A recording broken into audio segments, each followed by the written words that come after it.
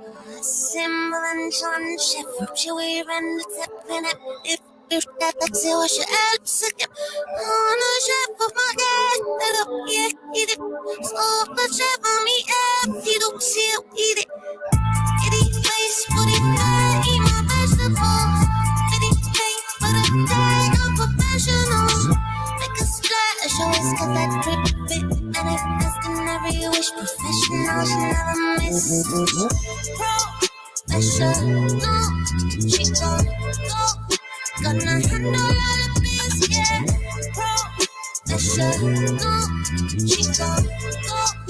Gonna handle all of this,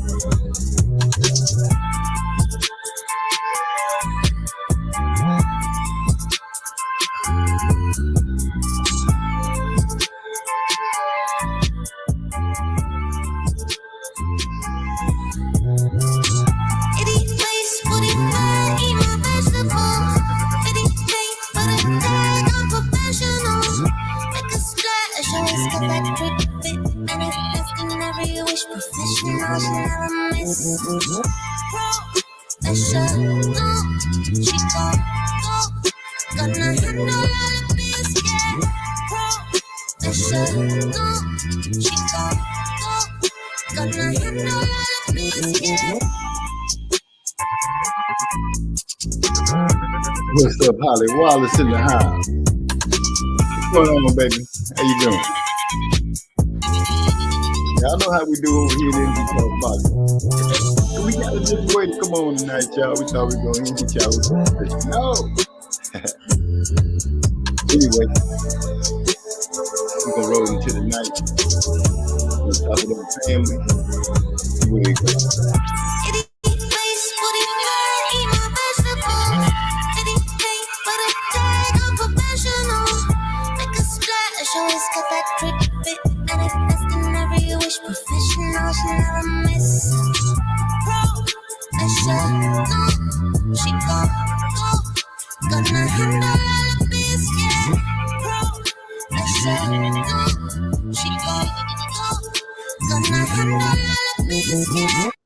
Well, it is what it is, and it was what it was.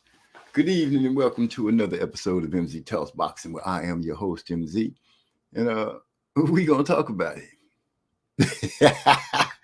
Oh no, I am chilling. I'm chilling hard. Shakur Stevenson is really dogging out Frank Martin in the interviews that I've seen. I ain't seen nobody ever been called the most bitches dude I ever seen.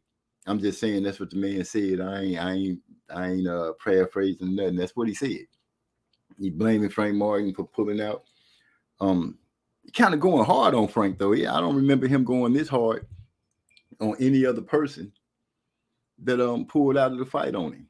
I don't know what it's about or what these feelings are that's coming in all of a sudden, but it is what it is. I want to see him go ahead. I think he finally Edwin, whatever the dude name is, he's supposed to be fighting De Los Santos. He's gonna be fighting De Los Santos, so he'll get a chance to do what he needs to do and take their frustration out on that man in the ring, if that's what it is. But I feel to understand what it is about Frank Martin that he just disliking so much that he got to call this man out his name and everything like that. Now y'all know Frank came back and said that he didn't duck nothing, but I'm gonna leave it at that because I'm hearing all kind of things about it. I'm hearing that the negotiations were actually being taken care of by TGB instead of Man Down Productions and promotions and things like that. It's just too many rumors running around on the rumor mill for me to make heads or tails of it right now. I'm gonna try to let them come out. Call Frank the king of bitches. I'm paraphrasing. This is from Eric R. What's going on, Eric? Oh, glad to see you coming through and rolling through. Man, giving me the blues in chess. Yeah, we playing chess. Get 3 days to move. The man's causing me some problems right now. I got 2 games going on, getting my butt kicked in both of them. But I'm gonna pull a move out on him in a minute. You know what it is, Eric. Don't think that it's just gonna ride for you like that for too long. But anyway, yeah, he did call Frank out like that, and that's why I'm confused. That I'm like, where's this venom coming from when it comes to Frank and this situation? It's not like it's the first fight that somebody pulled out on him, and I'm sure it won't be the last. But like I said, I'm gonna wait for more information about it to come out before I just really try to dive into it, because right now it's at the shallow end of the pool, and diving in it causes you to break your neck, depending on how you jump in there. You know what I'm saying? You say salute, fam. Man, you capping. You got some. Nah, I ain't capping. I'm just, I'm giving you what you got. I'm giving you what you got. That's all it is. I'm enjoying the fact, though, that we got this chess going on. We're going to keep it going for a minute. I want to say thank you to everybody that wished me a happy B-Day. I appreciate it. My wife took me out. I had a great time. It was beautiful. Beautiful. Ate good, slept well, just got some good relaxation on. Almost felt like a pre-retirement, but I still got about 9 years before I can say I'm retiring. Anyway, I also want to talk about football, man. I've been trying to watch football, but it's just not fun to me. I'm not getting that out of it like I used to. It's not like boxing. I got one person to blame in boxing. That's the dude to lose. With Big Bro in the house. Say salute, throwing me the pound. I appreciate that, Big Bro. Glad to see you rolling through and everything. Baby World Beater is cutting up. He's shooting daggers and arrows at my boy Frank Martin. And Frank really not going into it too much. He did say that he still gonna make that. He still want that fight. He still want to bang out and everything like that. I know people gonna feel like that's not true, but we have to wait to see what happens. We should have learned a lot when it came to Earl and Terrence and how things went with them, which is also another situation that I want to bring up, because I've been hearing and seeing people saying that Terrence is not keeping his word about this rematch taking place at 154, 147.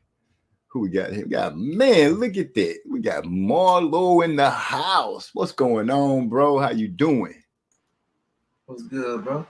Man, just getting ready to go into the segment about Earl and Terrence Crawford, how people saying Crawford's not keeping his word. He's not being straight up about the rematch. Other than that, just got started a couple of minutes ago. Opened up with a new song, a new track, not a new song, a new track. Probably put it on the market, see if somebody snatch it up. Shit, that's what's up. Yeah, I always got my mind trying to twist on some kind of way to get a comfortable way of making bread once I finally sit down and not have to go in and punch somebody's clock. Oh man, that's the way. Self-sufficient, that's the way. Okay. We got Bruce Gas, Boxing Jazz, and more than slid into the house. He says, salute to MZ Talks Boxing. Salute, bro. What's going on with you? Glad to see you swinging through. Bruce always swings through from time to time. Say, Marlo, have you been hearing Shakur Stevenson, have his little snapping situation about Frank Martin? Yeah, I've been hearing. I mean, I read across it, heard videos or two, but I don't really pay too much attention to this shit, man. Right. And that's a cross promotion. It is a cross promotion. I'm just tripping on how hard he going. He pretty much disrespecting Frank, if you ask me. Which I haven't seen him go this hard on nobody from pulling out of a fight. Well, he did that with Devin Haney, remember? He tried to expose Devin Haney talking about the contract, and then they started pulling out contract. Then they went to him pulling out an old video he secretly recorded Devin Haney pops giving him praise and shit. Right. So I don't know, man. Like he got people in his own backyard he can fight, and the fights ain't happening. And then he trying to do something that's really I ain't gonna say it can't happen, but I don't think they're gonna be throwing Shakur Stevenson no bones. You know what I mean? Right. You got Yeah, I can see that totally.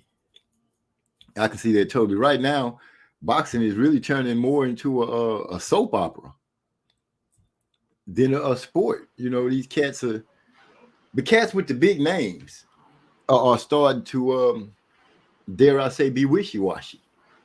yep. They're not being stand up like you would think they were. You would think they should be. You know, here you got fans. I'm a fan of Shakur Stevenson. I really am. I'm a fan of Frank Martin.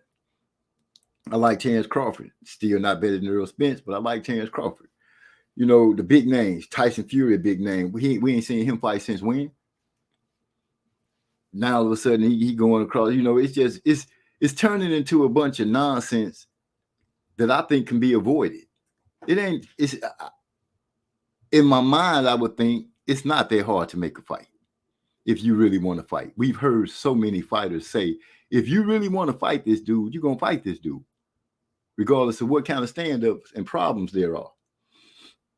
You were standing weight at the weight class, bringing up Jamal Charlo. He did that to fight J Rock. You know what I'm saying? Yeah. Earl Spence stood on the sideline for over a year, waiting for a certain fight.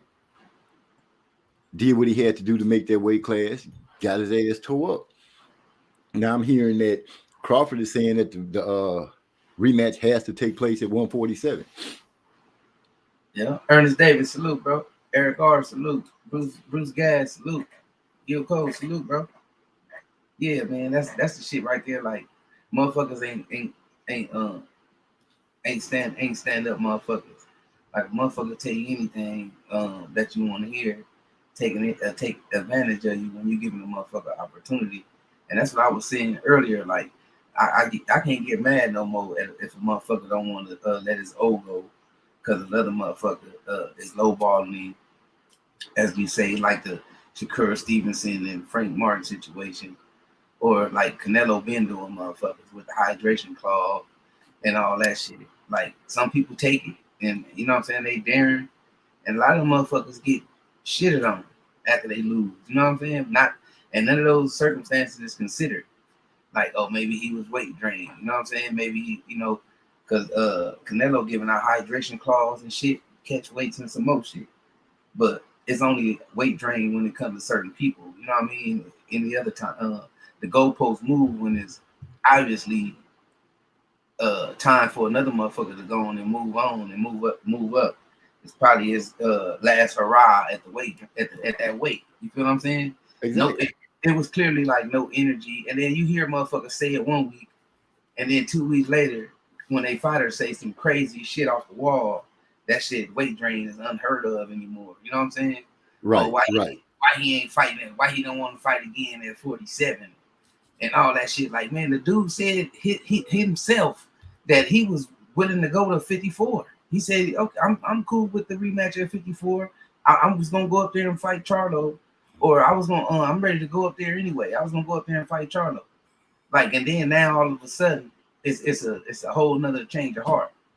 Clearly the man, you know what I'm saying, is done with the weight class. Clearly that was his last ride. You know what I'm saying?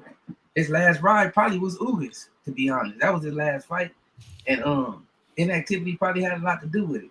But I'm not making no excuses. I'm just saying the man gave the man action.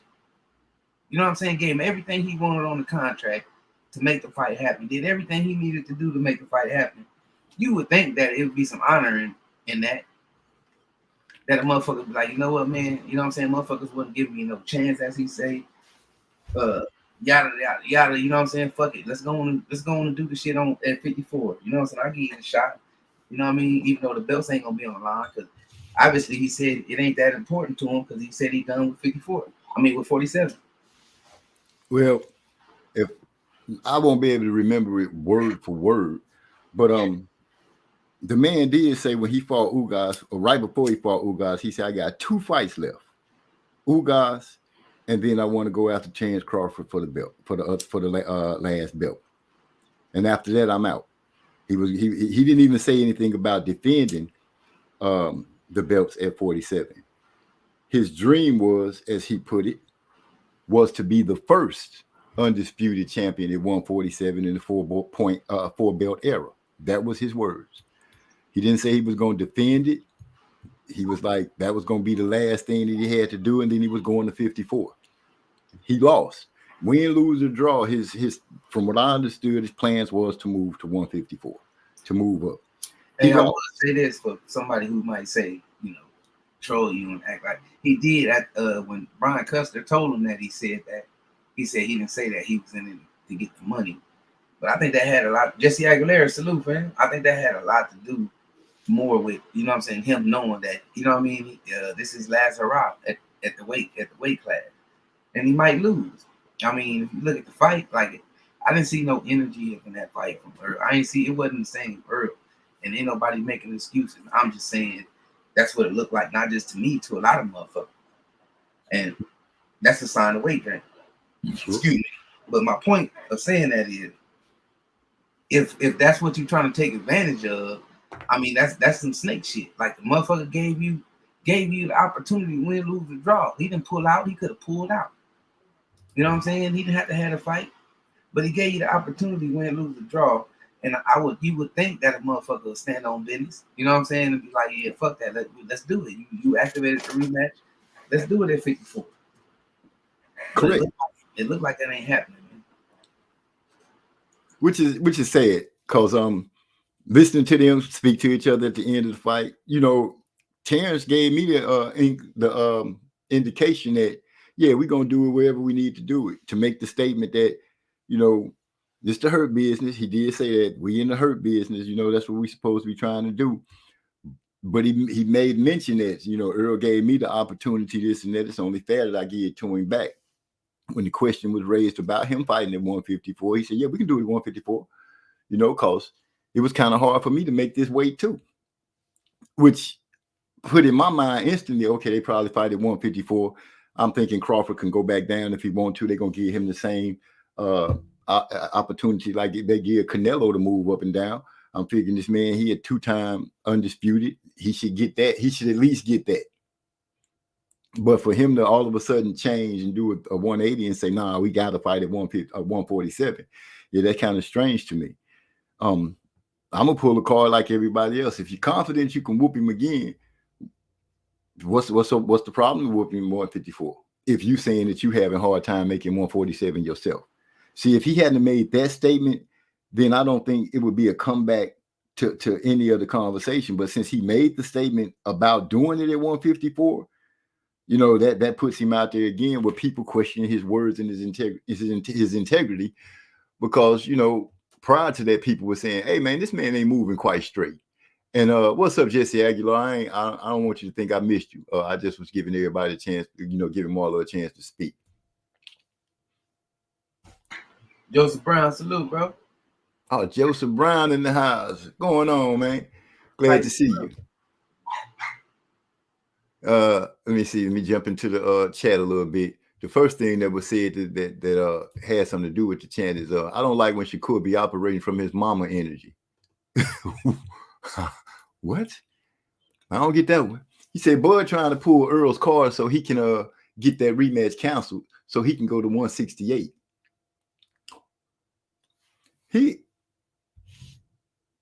Him fighting Earl wouldn't stop him from getting a chance to do what he wanted to do at 168. Even him saying going to 168, what would that do for him? Who would he be fighting there? That go another change of energy too, y'all. The motherfucker said he wasn't going up to no damn 168. Wasn't no fucking way in hell he was going to no 168. He said that on a motherfucking interview. It's on video somewhere if you can find it. Now all of a sudden he talking about going to 168. And hyphy over there. I see your motherfucking ass over there, nigga. Talking about I got the stronger fighter. I'm not hating on fight, bro. I don't care if the motherfucker was weight drained, motherfucker was high, drunk. You know what I'm saying? I'm talking about the rematch. I feel every motherfucker should get their motherfucking get back, bro. And it was already said, a verbal agreement. Ain't no sense of changing it up now. That was my whole point of the conversation. You know what I'm saying? Like, if the motherfucker said he ain't got no problem with going to 54. He had a hard time making 47, and he was gonna go to 54 anyway to fight Charlo. That right there is enough in itself. You know what I'm saying? To start flipping the script. Yeah, I get you. I get you. I'm gonna catch us down real quick. Eric also said karma is the B. I can see the chickens coming home to roost when Bud least expected. He said also I agree 100%. I agree 100, but this has always been Bud's character, snake bites. We should come to expect that at this point. Hyphy in the house. He said he was gonna be listening. We was chilling earlier. Say, Marlo, bang, get jumped. Marlo, my fighter threw your fighter across the ring before the first knockdown. I got the stronger fighter. We understand what was said. This is Joseph Brown. We will understand what was said, but if the winner gets the choice in the contract, then Bud will within his rights. Even if I don't think he's being honorable, he still has legs. He has a leg to stand on if it's in the contract. Yeah, that's true, the motherfucker. That's true. I'm just saying what came out of his mouth. I don't even know what be in those contracts.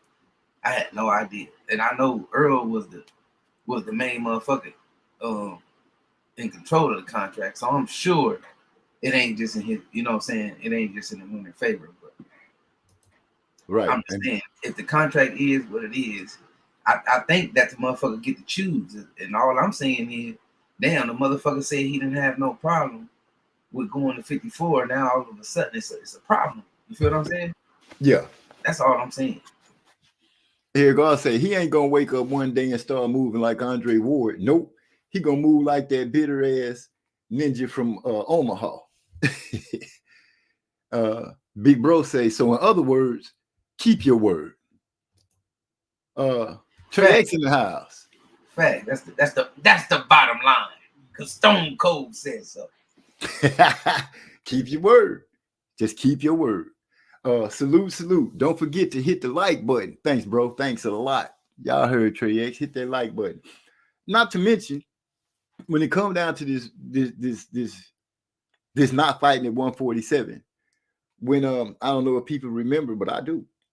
When Crawford decided to fight Abenesian, one of the first statements tweeted out or tweets or however you want to take it, one of the first things that we got from Earl Spence was, damn, something along the lines of this nigga bullshit and we could have been fought.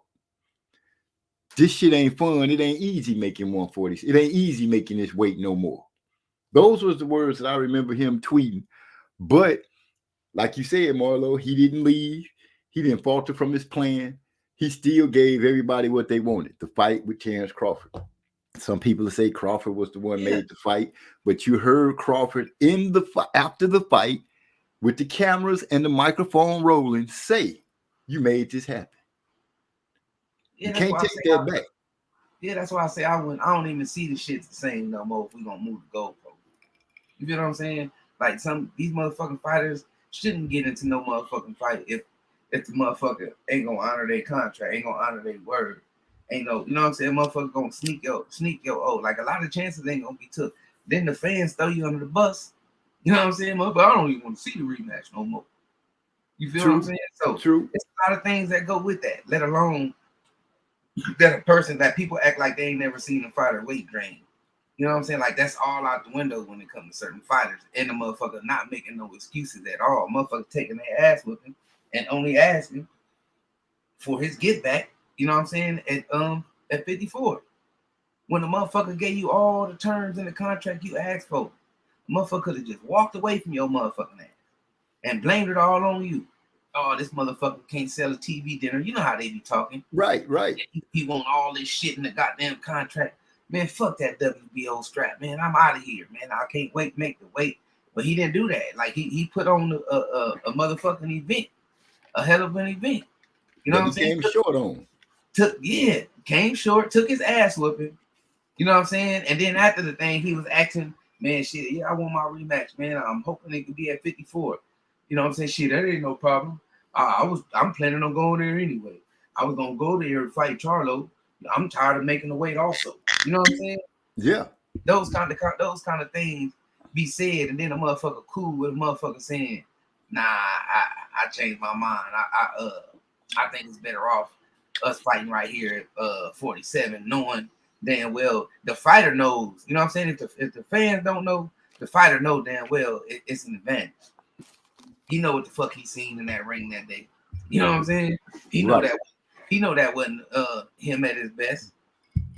He know Right. the motherfucker ain't lopsided. They had conversations. You know what I'm saying? But it is what it is. Okay. I said, look, my bad. I was just gonna say this. I said this. I posed the question. I said, yeah, I never said that them fighting at 47 was not a fair playing ground, but knowing the circumstances that Earl didn't feel comfortable at 47 no more, that you know what I'm saying, he rather had a rematch at 54. I mean, wouldn't that be fair? And wouldn't you want to see that? And it'd be a for show ass whooping on either side. If you understand what I mean, it could be a possible trilogy or a better fight. I don't know, but I'm just saying. You stand a chance to see it, at least take the chance to let it happen. Hell yeah, and then you definitely gonna know who definitely is the better fighter. I mean, they could be close. They could be 1A plus, 1A minus. Out of three, one can win one, and it could be a draw out of the three. You know what I'm saying? 1-1, a draw. You never know. But the motherfucker want to rob that shit about rob it because they don't want to see it because they don't want a high horse right now. You know what I'm saying? And the motherfucker go. That's why I said earlier. I said it's gonna be a lot of tune-ups then because the motherfucker gonna be having excuses for they fighter taking tune-up. Because if he don't fight Earl at 47, stay at 47, then he should fight Bruce Ennis, correct? Yeah, because there's some people that have been waiting. There's some people that's been waiting for those belts and the opportunity to fight for them. Stanionis, Stanionis, Boots, Virgil, but all three of those boys. I'm more saying then he should damn sure fight Boots Ennis. Boots Ennis calling for that work. You know what I'm saying? Let me see what's gonna happen now. He talking about he went from saying that he's not going to 68. That's crazy. That's way out the picture. To now saying he's going to 68. And then people still saying, "Oh, that's cool." Like they didn't hear what the shit he said before. Like this shit be crazy, man. Like they don't have the same energy when it's to somebody that they like. You know what I'm saying? It's a different energy. If that was anybody else, a motherfucker be pointing and critiquing what a motherfucker said.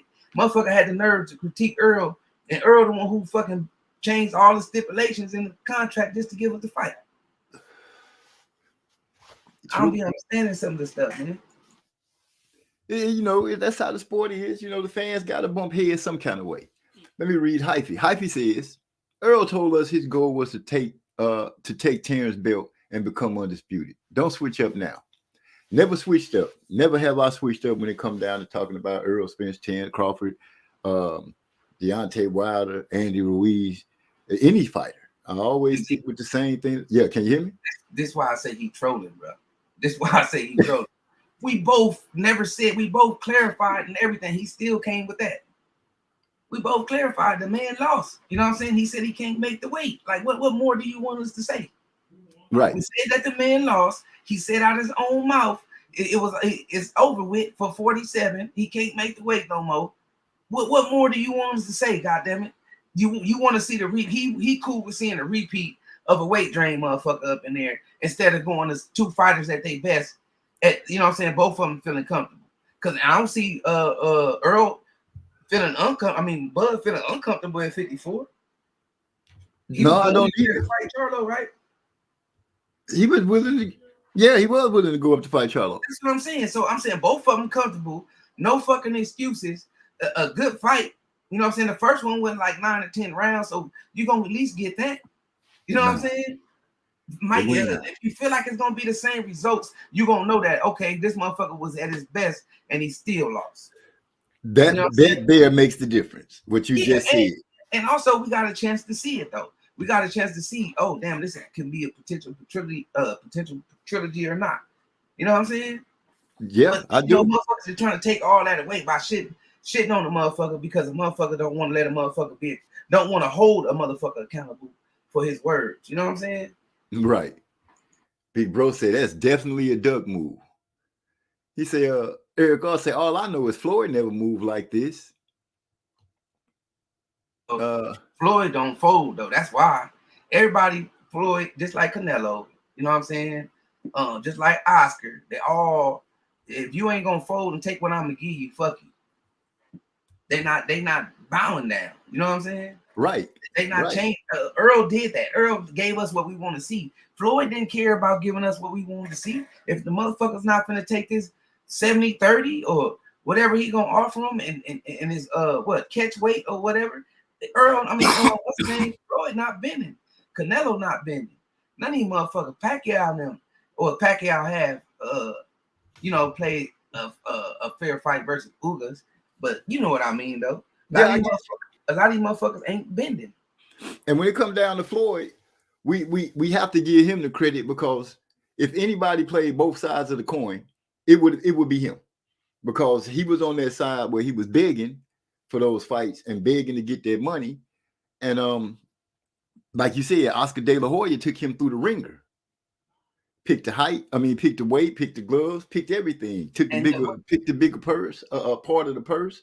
He go to the bigger point though. What did he do though? MZ, he bowed down. That's what I'm saying. That's what I'm saying. Floyd played both sides of the coin. So when it comes to us kind of critiquing Floyd or saying Floyd did this or Floyd did that, Floyd also had that shit done to him. Yeah, hell yeah. It's just that he was able to overcome everything he needed to overcome, become the biggest name in boxing during his time, and the highest paid athlete on the planet at some point. You no matter what you say about Floyd, I think his career is cemented. Now going back to Earl, and I think he beat the most world champions, former or I think both of those he got like some kind of record. Like I'm not saying he beat bums, is what I'm saying. Look, he beat Canelo and made Canelo a superstar. Exactly. Canelo became a superstar with a loss. From losing to Floyd Mayweather. You feel what I'm saying? Like possibly every round. Like, come on, man. It's kind of crazy. The goalpost just moves and moves. Another motherfucker lose, he gonna down him and talk shit to him. Another motherfucker lose, he the number one motherfucking pound for pound fighter. You know what I'm saying? Became star on a loss, bro. On a goddamn loss. Everybody hyping him up. ESPN, everybody. Look, Hypey talking about Marlo talks well, but I ain't lying. I ain't say he lied, bro. That's why I said you troll. You know what we saying, and you trying to put words in our mouth, and we already clarified that. We already said that. Ain't nobody saying nothing about Crawford didn't beat the boy. Crawford didn't beat the boy. Ain't nobody making excuses. I'm saying the motherfucker said he done with 47, and he would rather have a rematch at 54. And the man genuinely obliged, said that would not be a problem. Said he was tired of 47. He was gonna go up there anyway. You know what I'm saying? That's all we talking about. Change your heart. Pretty much the change of heart. And I just want to throw this out there to you. Hyphy, like the baby brother that always get on your nerves real bad, and then when you go into the world and you run into those same type of situations, you handle them different. Yeah, no, I ain't. I know. I'm just saying that's why I always say he be trolling, because he say stuff. I ain't saying he's lying. I'm saying that's not what we saying, bro. No, we're not saying that at all. Nobody's saying he lying. We just laying out the things that have been said by the fighters themselves. And when you put that in line, when you hear Terrence Crawford say, "You made this fight happen, I appreciate you." You know, they were giving appreciation to each other. I know y'all saw it. I ain't the only person that saw at the end of the fight when they hugged and Crawford said, "You made this happen." I know I ain't the only one that saw that. Just like I'm not the only one that saw Terrence Crawford sitting in post-fight interview in that chair, and he spoke about it being a hurt business, and they asked, "Are you willing to have a fight at 154?" He said, "Yeah, we can have a fight at 154." Y'all know how fast he talked. We can have a fight at 154. I was kind of having a hard time making this weight myself. So yeah, we could do that. Something like that. So we're not changing anything. Earl Spence, his words, because y'all know I'm an Earl Spence fan. Hyphy, his words were, "I want to be the first undisputed champion at 147 in this 4-belt era."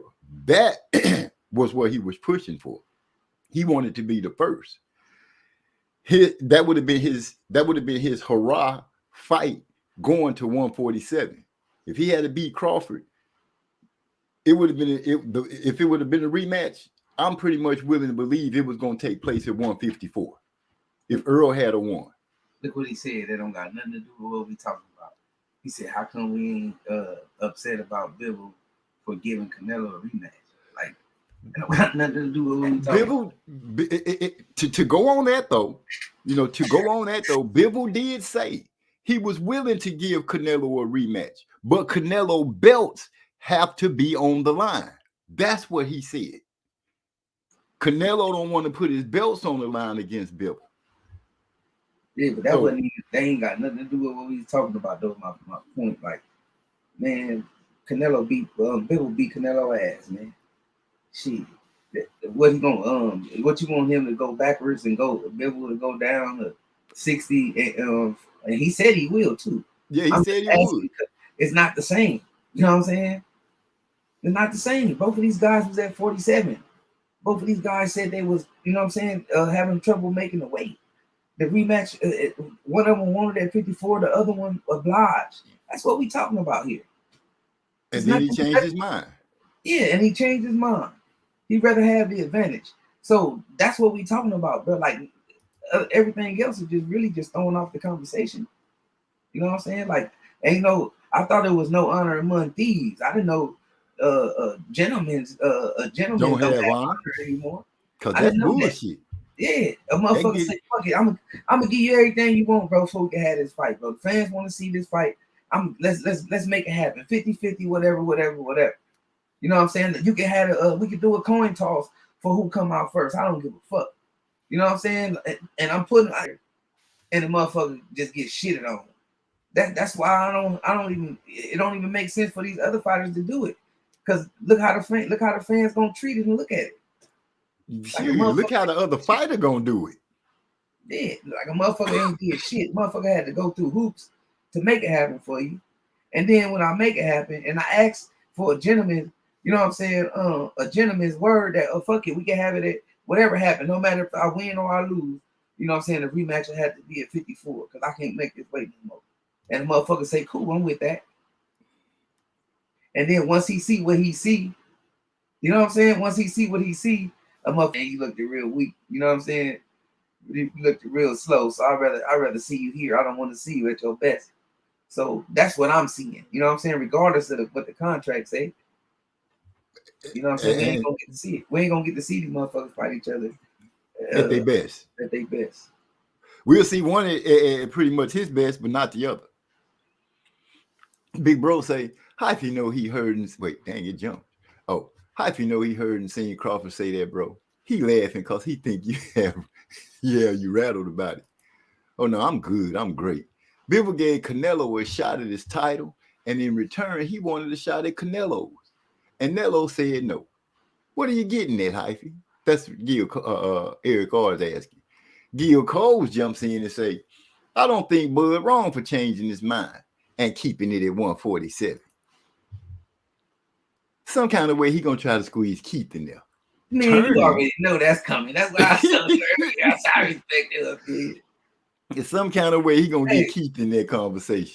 And look, some kind of way out of all this, it make me think that Keith is really smart. You know what I'm saying? He held on to his oath. He put it on the line for a motherfucking big purse, which was in Pacquiao. You feel, it didn't go the way he went it, but I mean it went, but he got what he wanted. You feel what I'm saying? Yeah, he ain't hurt me sitting back like a fat rat in the shadows. So, I mean, it is what it is, man. If they fight at 47, oh well. It ain't gonna be like it ain't gonna be what you're gonna be getting cheated out your $80. I know that. At 147? Yeah, like it's a slim chance that the man is gonna have struggles again making that weight. It's not a slim chance. I'm trying to say it's probably like a 70% chance that this motherfucker come out that training camp feeling like the old Earl Spence. Trey probably can tell you better than I can. You know what I'm saying? Yeah. I don't think it's no chance, man. Once your body, you know what I'm saying? Say it's done. Say, yeah, it ain't no turning back, man. That shit probably gonna be harder than the last time. And they know it though. That's the thing, MZ. Like they know it as fighters, as professionals. And some of these fans that have been watching boxing for years know it too. You know what I'm saying? So it's not like it's some secret or something. Trey said, turning. Boxing has been on nonsense. Things actually appear to be turning around. We are finally getting fights we want. True, we did get the Earl Spence fight and the Terrence Crawford fight at 147. I give that 100. We seen a couple other fights that we wanted to see. But going on how Crawford said, and I'm not gonna forget what I'm thinking. No, going on what Crawford said, it just I see why it's bothering Marlowe and it's digging in Marlowe because, dude, you stood up like a man and said you would do one thing, and then you turning around and stating something totally different.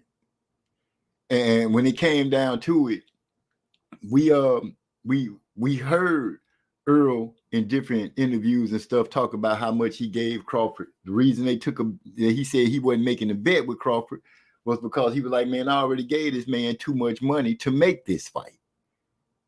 You know, he gave Crawford the money he wanted. He pretty much whatever they needed to get the hump over that they were saying was in Earl's court. Well, he played it and he gave everything they needed for the fight to happen. That's if you want to say, oh, well, it was Earl holding it up. So if it was Earl holding it up, let it be known that for the fight to be made, the dude that was holding it up gave up everything to make the fight happen. Hey, look at this fairy tale story you got on the screen. This motherfucker said that this man came across the street. This man told everybody on the press conference that Bob Arum can't get him the big fights, so he leaving. So what the hell that got to do with Earl? Nothing. Terrence Crawford said out his own mouth that he leaving Bob because he can't get him the big fight. But somehow, some way, my boy D-Lo and Hyphy is saying that Earl held this man up. Come on, man. That's why I be saying stuff motherfuckers be trolling. That don't even make sense. One guy doing something on his side of the street, handling his business, and another guy see that he's doing big things and he supposed to just cut in line. The other guy supposed to just cut in line. Man, y'all don't knock it off. That boy give you a cold say, ain't Bud fault, EJ. Ain't at his best at 47. It's cool. You're right. It's not his fault that he's not best at 47.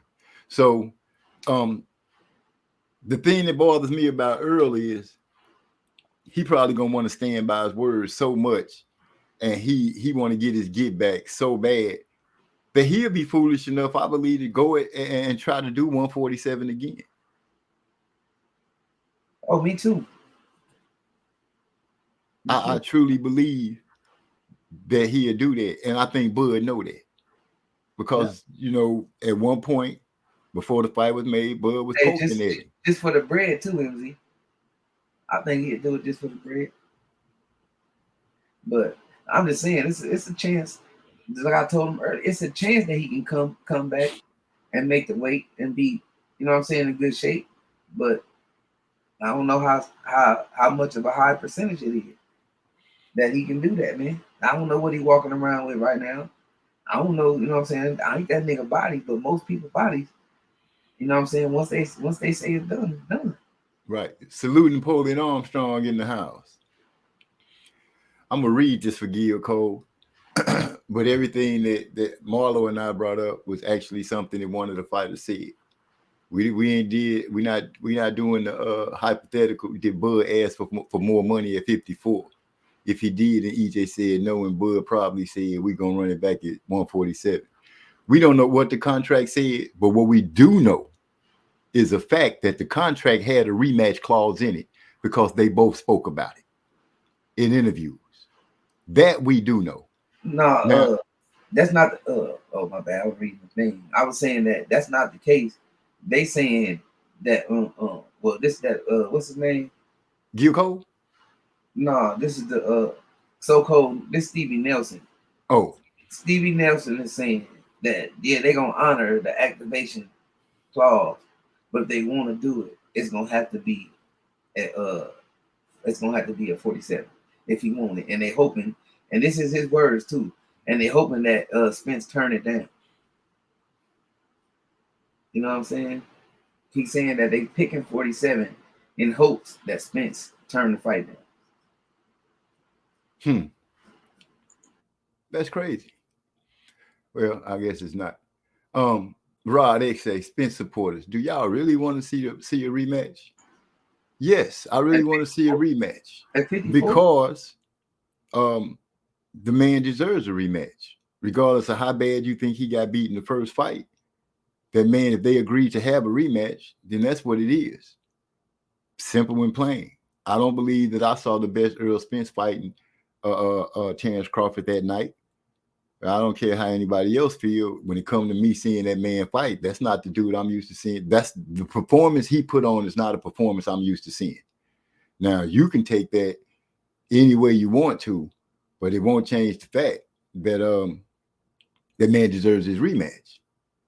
If somebody slap you, you gonna let him get away with it, or you want your slap back? I'm just saying. Some of us might decide to just let that slap go on and be gone and got. But I don't see Earl Spence being that kind of way. He ain't never moved.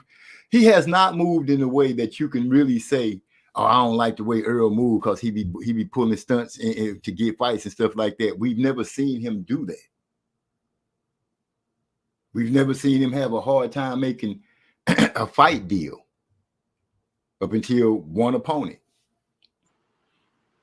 Hey, Joseph Brown, I feel the same way. If he get his ass whooped at 54, you know what I'm saying? I'm not gonna be mad or nothing. I'm saying I'm with a motherfucker getting a get back.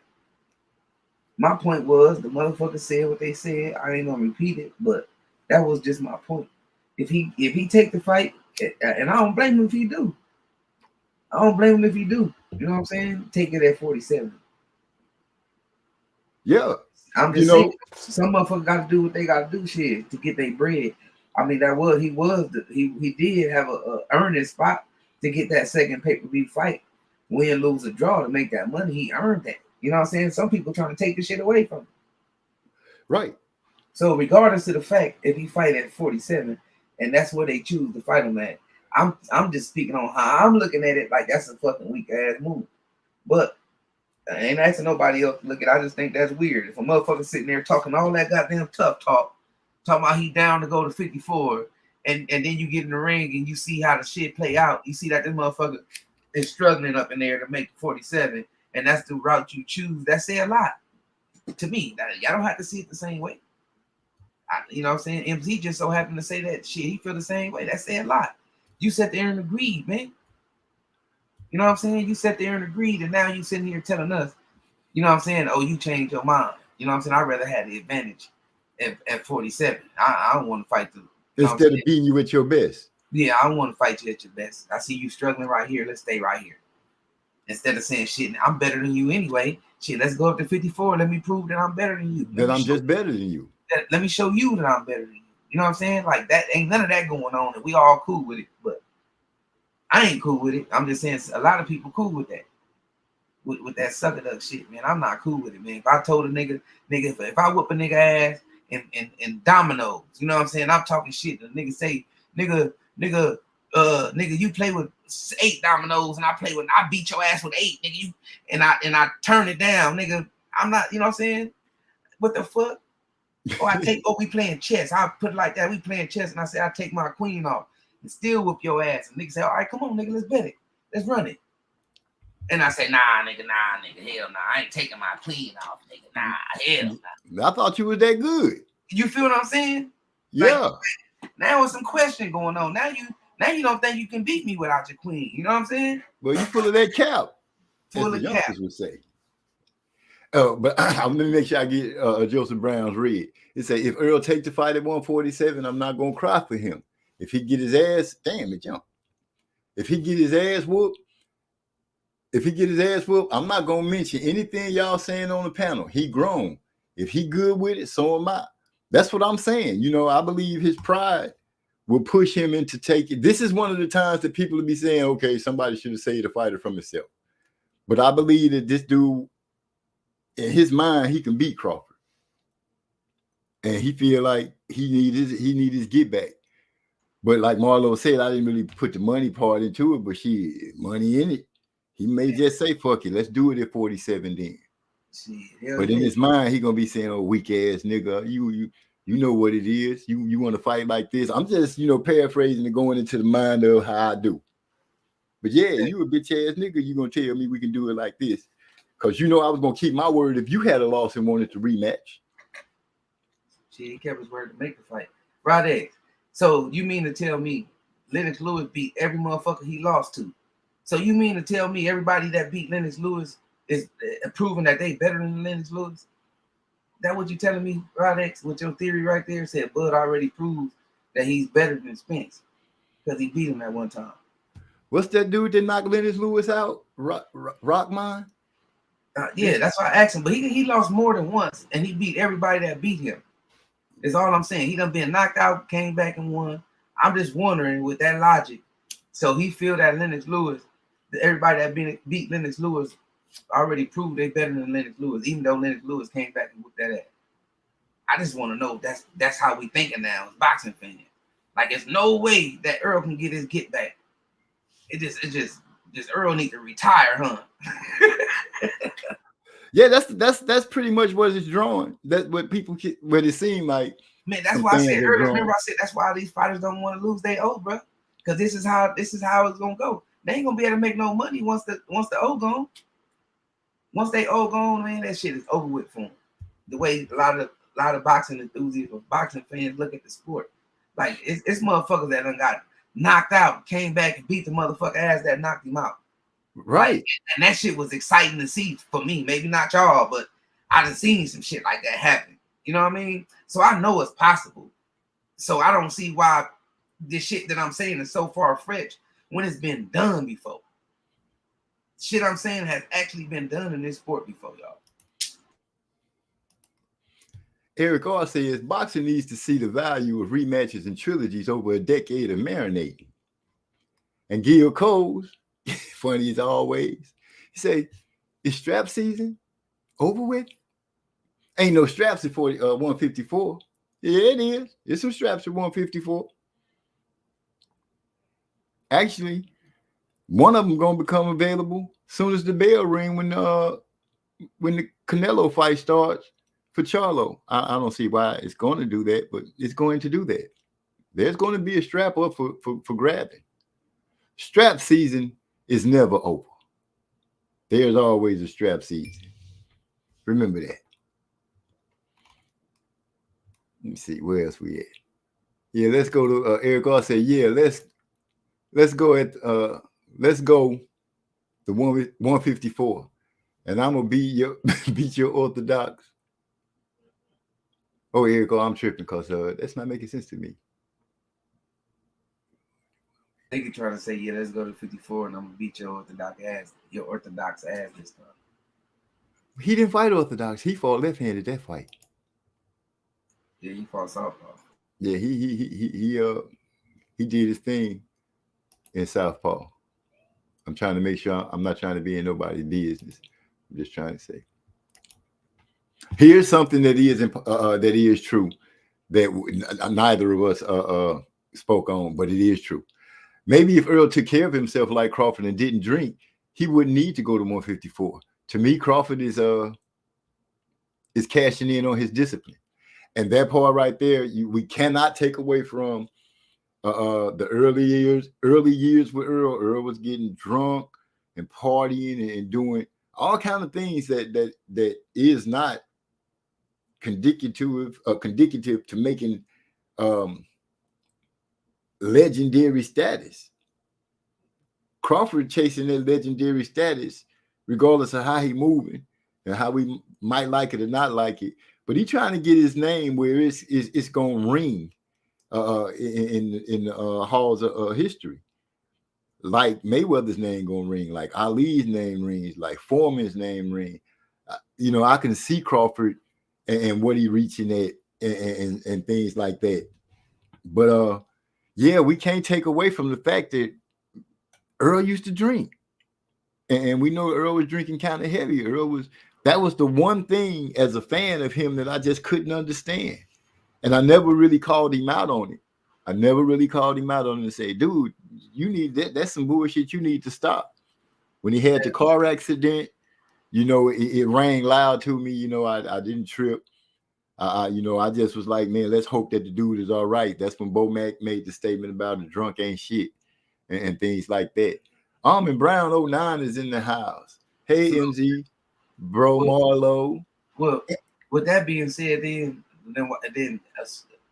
we shouldn't have had no fight, right? Like a motherfucker, if Earl was looking at it like that, she could have just moved on, and the motherfucker, what the motherfucker would be saying? Like, fuck that.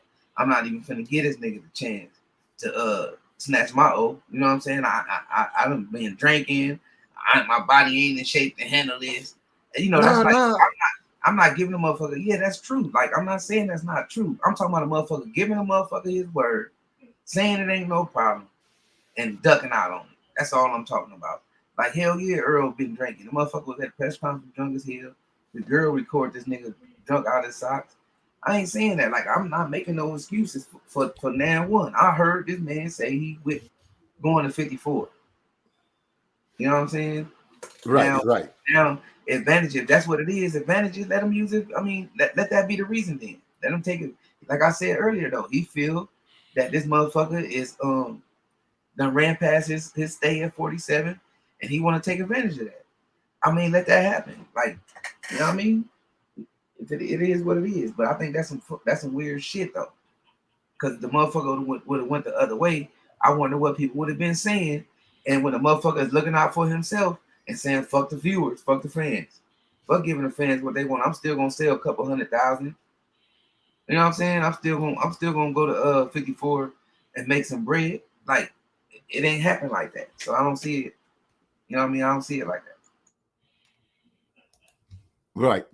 No, I think I think what Trey was just was letting us know, Earl probably wouldn't be in this situation if he wasn't drinking and he took care of himself like Crawford did. I don't think he was saying that it was an excuse being made or anything like that. If he was taking care of himself, which we can look hindsight, is I 2020. wasn't saying that MZ. I was speaking on what Bud taking But, advantage of. oh yeah, That was my main saying. Like he taking advantage of. Why? What's the advantage? Don't you want to fight on even playing grounds? That's what me and you were saying earlier, right? you would think that he want to prove to everybody that that he beat him at his best. Yeah, that's what we You would think earlier. that's what everybody want to see. Too many people walked away from the fight, and I wasn't one of them. Too many people walked away from the fight saying, "Man, that's not the Earl Spence that we used to seeing." How many times did you hear people say when he was fighting Ugas, "Man, Earl looked bad in the weigh-in. He looked like a skeleton. He killing himself to make the weight." All those people are now saying, "Oh, I don't want to see the rematch. He don't deserve a rematch. He got beat so bad." Well, the logic that you're using is I don't even know where you're getting it from, because at one minute you were the people that were saying that the dude should be out of 147, and now in another notion, his rematch should take place at 147. Like I said, I don't know what was in the contract or how the contract is written out. I just know that they got a rematch that they're supposed to be having. I'm gonna hope that they iron out the causes. I hope that the information that Marlo said from what's the guy's name, Marlo, that said they're gonna offer something hoping that Spence walk away. So cool, Nelson. That's the dude that made what's the name? Bud uniform, the fishnet uniform. That's the same Okay. dude that was standing next to him in the parade. That's the same dude that was speaking for him in the first fight. Like that's in there. He in their camp 100%. Man. So Rod X that's said, all I was saying. Like I'm not. He could take advantage of it. I mean, from his end, that's smart. But I thought the motherfucker. I heard the motherfucker say what he said, and that's the part that got me, because he said we can do it at 154. What changed between then and now? If you know that dude, I don't know. Maybe it was harder than what we think for him to do what he did to Earl.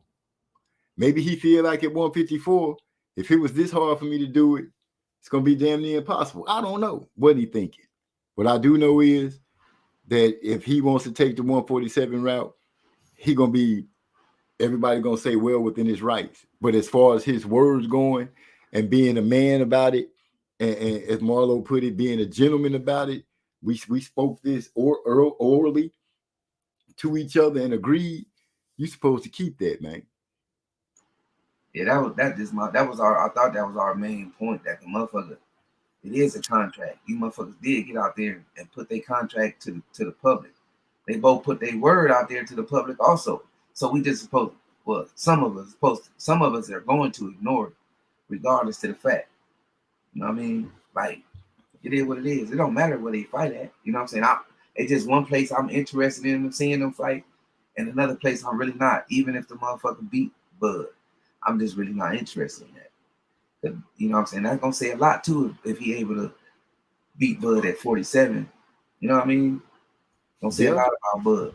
If Bud end up losing again and he picked that weight class, then why would you be interested if he beat Bud at 47 and he moved to 54?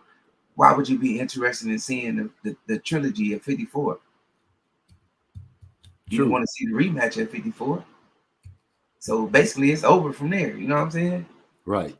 So regardless of the fact, just go on and go back up under those conditions. Take your chances. You know what I mean? And let it be what it is. And let it be what it is. Fuck it. You know what I mean? Even if you win, it's still gonna lose interest. You still got a lot of people saying that they don't want to see it. And then when they miss the fight and end up being going a different way, you know what I mean? Yeah. Wherever the chips may fall, that's how they gonna have to look at it. Look at Gil Cole talking about you still think EJ can beat Keith.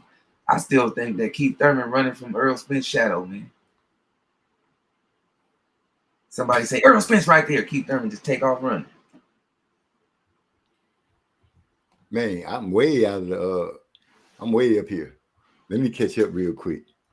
Lewis got knocked out by one punch twice. Spence got thoroughly dominated by Bud. I don't believe Spence's career is over. I think Bud is just his bad matchup. That's from Rod X. He say, Eric R making the correction. He saying, I'm saying Bud should say, I beat your ass in I'm gonna beat your ass in orthodox this time if they go to 54. Jose Benavidez was much better competitive, was much more competitive versus Terrence, and he fights in MW now. Maybe he deserves a rematch before Earl. He didn't have no belts. Let's keep it real. I'd be crazy. Boxing built on rematches.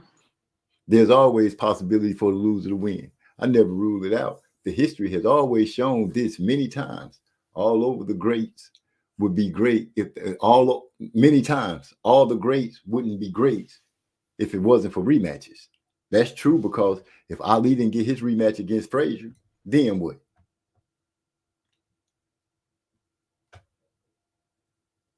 Just scrolling down some more. Bud already proved. Okay, that's where you had started at. Y'all think EJ can beat Keith? Boy, stop. Keith. I think EJ can beat Keith. I sure do. Hey, he'll beat Keith at 140. Whoa, man, he going out there skinny. Looking like a straight up dope fiend. Like Skeletor. No, I can't look like Skeletor. Skeletor was muscled up. Yeah. Like that dude that used to be big and then came home from the pen and just shrank from that stuff. See, I'm glad Spence made the fight happen, but it wasn't done as a favor to Bud. Earl wanted that payday and the opportunity to be undisputed. Oh, we never said that the opportunity to be undisputed was not in the mix because that's what he wanted to be, the first undisputed in the four belt era at 47. That's pretty much everything that everybody was saying to us. So we can get back on just cooking as we was going. Bud Word is what Marlo and I are questioning for those that's just like not getting it. Him, Earl Spence getting beat at 147 is not an issue in this situation. That's not an issue at all. You know, we already gave Bud his props on what he did. I know the reason I said that I ride with Spence for the simple reason the man moved with integrity the whole time that I've been watching him. He kept his word. He's tried to keep his word and make the moves that he claimed that when he spoke it, he actually did it.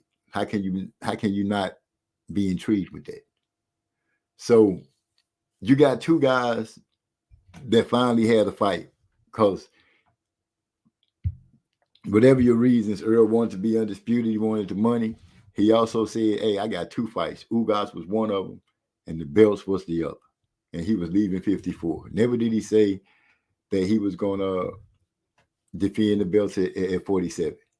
And if I'm remembering correctly, I remember in an interview where they asked him about the rematch. You know, they both said something about not losing. He gonna have to want the rematch. But I believe Earl said that if he was the one that was gonna have to do it, it was gonna be at 154. But he was. Hey, this is one thing that I left out. So what about when Boots called this motherfucker out? Didn't Buzz say he was going to 54? Well, I didn't see that video. Who said that he was the mandatory? Yeah, it was like on Max Kellerman or something like that. It could have been on Give the Kid. When Boots called that motherfucker out, that motherfucker said he going to 54. He gonna have to meet me at 54 or something, I recall. So if he gonna stay at 47, is he gonna fight Boots? Since y'all saying he gonna stay at 47, I mean, is he gonna walk them same shoes that Earl walked? I just want to know. I just want to know that. Or he get to fight some more David Avenesian and some more tune-ups. Rod X gonna try to throw the curveball and say it took Spence 5 years to keep his word. Yeah, it took that long for him to get to the fight where the last belt was. If you call that what if that's what you mean.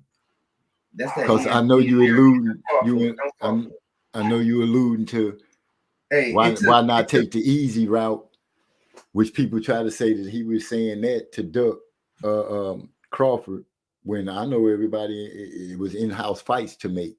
Those are easier fights to make than doing a cross promotion, but people seem like not to get there. It took 5 years, yes, for Earl Spence to go from beating Kell Brook to facing Terrence Crawford. Yeah, but he kept his word. But look, he totally ignored what Buzz said. Buzz said that Bob couldn't get him the big fights. Why is that Spence's fault? Y'all keep talking this 5-year narrative. You know what I'm saying? When Buzz killed that shit once he left, Buzz said it was Bob that couldn't get him the big fight. Earl was already on his side of the street doing what the fuck he do. How was a motherfucker? It took somebody 5 years, bro. Like, I just don't be understanding. The man said it. He leaving Top Rank. You know what I'm saying? Because he can't get him the big fights. As soon as he left, he ended up getting what? A big fight. So how is Spence fault? I don't be understanding this ESPN narrative. Yeah, Bud blew my mind the way he did it too, right there in front of all the cameras. He said, "I'm leaving, Bob." You know, he couldn't give me the big fights. That was a stand-up moment for him right there. I remember exactly what you're talking about. Look, he said Napoleon Armstrong said Boots did the ducking in that matchup. That's not true, man.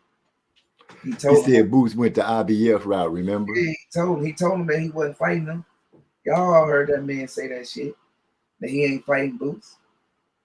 He said he was going to 54. Now, look, first he said he wasn't going to go to 68. That's way out of the picture. That's way too far. I ain't going no 68. Now he talking about going to 68. What's up with that? Come, let me know something about that. He said, Bud asked Boots in front of Gilly and Wallow, and Boots just started stuttering because he knew he was caught in a lie. Joseph Brown said, if he fight at 147, he shouldn't have problems fighting Boots, especially if he can't get Charlo or Canelo. That's what I said. I said, if he's staying at 47, he might as well fight Boots. That's all I'm saying. But they saying now Boots is a duck. Now Boots is a duck now. But let's go back. Okay, that's one shot down. I don't believe Boots no duck. I heard Crawford say out his mouth, he ain't fighting him. He going to 54. But now he said that he going to 68 when, like, the prior before the fight, this nigga said, after the fight, he said that's too far. I ain't going to no 68. That's way too high. But now he talking about going to 68 all of a sudden. Now, you make me have to ask a question, because if the guy that's in his camp said that they trying to offer Spence something so Spence will walk away, which means Spence will be going to 54. So what's your plan if you're trying to make Spence walk away from a fight? What do you see bigger? I see Napoleon Armstrong saying bigger fish to fry in Charlo and Canelo and ride out. Canelo don't seem like he even interested in giving Crawford a fight. they are welcoming tune-ups. If you hearing them, look, they already got a fight. Charlo and Canelo already got a fight. So who is he gonna fight to stay busy? He's not gonna do a Spence and just wait until that fight end and fight them right away. He gonna do what he did before he fought Spence and take a motherfucking tune up. So they finna be cool with this man taking a tune up either way. Either way, because the motherfucker said they hoping that Spence don't take the fight at 47. So they team hoping that Spence turned down the fight at 47. So they can fight a tune up. Because they ain't finna fight Boots. I highly doubt they fight Stan Jonas. So it's gonna be some motherfucker out the blue that they gonna give props to. Yeah, that's just my question. You know, if you setting the trap to make somebody get out the way, then what can you possibly be getting ready to do?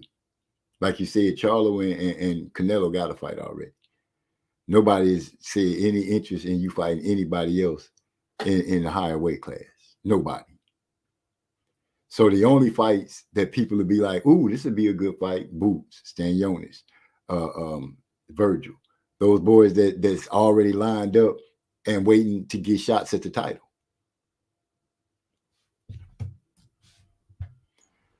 And go ahead. No, he said that if he do that, he ain't gonna be able to fight for the 68 undisputed. You gotta fight at that weight class for that title. That'll be considered a catch weight, bro. Fighting Canelo, that'll be considered a catch weight if he go 2 pounds or 2 ounces over 160. That'll just be a catch weight. And then here go another thing. He got all the belts, the IBF, all that. So it don't matter what route Boots go to, he's still gonna be a fucking top contender and a better name out of all those sanctioning bodies to fight. So the question still posed: is he gonna fight Boots? Huh. If you know, RX said if Bud stays at 147, he needs to fight Boots. That's kind of what we're saying. Gil Cole's being funny. What? Excuse me. You see, he called him a duck, just ignored everything we said. The man said he can't make 47. So he's gonna be a duck. All right. Yeah, that part. Now I'm having a sneezing attack. Bud got them boys running. Nah. Boots and his pop was talking to you prior to the Spence massacre, but they quiet than the MF now. Because they probably sitting back waiting to see if this rematch gonna take place and where. But as far as it go, we wasn't bringing up nothing about ducking or none of that stuff. We just brought up the fact that we have a problem with what Bud said and what he doing. Contract, all that stuff to the side. Your word is your word. Either do what you say or don't say it. Nobody has said, "Oh, Bud didn't say that," because everybody heard him say that. And I don't see how y'all can be like, dude, that is kind of throw. I understand, you taking advantage or whatever, but you gave your word to this man. And nobody can say that, well, Bud made the fight. Bud did not make the fight. We already agreed on that because everybody said Spence was the one that was holding it up. So the person that's holding it up have to be the one to make the fight if the fight takes place. MZ, yes, during sir. the fight, it's audio of Bud going up to Spence, thanking him. That's what I'm saying. Making this happen and all that. So it ain't none of that. We ain't got to explain. Like some of this stuff these people hear and some of the stuff these people don't want to hear. You know what I'm saying? They hear it, but they don't want to hear it. So that's they how they feel about the fighter, but the facts is out there, bro. The man said it out of his own mouth. You know what I'm saying? Thank you for making this happen. And that's the part that's what you and I are pretty much harping on. It's not that we just saying what we think. We saying what this man said. That we saying exactly what he said. This man said it. You can go back and listen to it and put it on a loop and hear him say it over and over and over again. Your boy Napoleon Armstrong giving Bud, he basically saying, "Run, Forrest, run." He don't Uh, want to see. He don't want to see no rematch. Is what I'm saying. yeah, I feel you. I feel you. Not Look, where. hold on. Rod X said the man said out his own mouth. He making it seem like we putting that them words in his mouth when he went up there and hugged Spence and said, "Thank you for making this happen." And he still came back, but they both made the fight. They both signed the contract, but this man wanted some shit that Al Heyman and wasn't trying to let Earl do, and Earl said, "Fuck that, give him what he want." That's called making the fight, bro. That is true, and that's the part I'm getting at.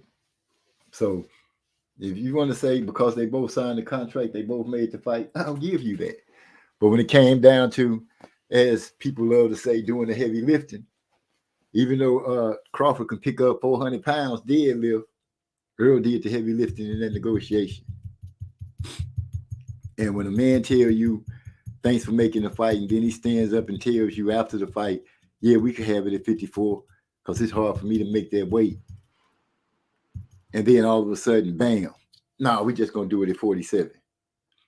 Unless you plan on um, defending at 47, if you beat Earl again, that's the only thing I can see you trying to do. This dream about going to fight Charlo, who won't be undisputed if he moves back down to 54. Let's not forget that. He won't be undisputed anymore. So Canelo, that's like trying to catch the unicorn. If he, because Canelo's already talking about, oh, I won't get no credit if I beat Crawford because he's so small. That's already coming out of Canelo's mouth. And usually when he talk like that, you can forget about a fight, at least for a long time. So paint the road for me of how Crawford gonna be able to move. Because saying that you want to see him fight Charlo, you better be saying you want to see him fighting just to try to take his other 3 belts, because he won't be undisputed when he comes down from 54. So that can't be the argument. I'm sorry. Yeah.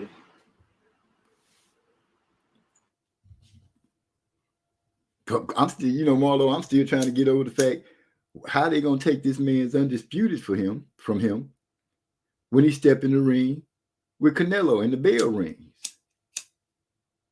You talking about Charlo? Yeah. That's crazy, man.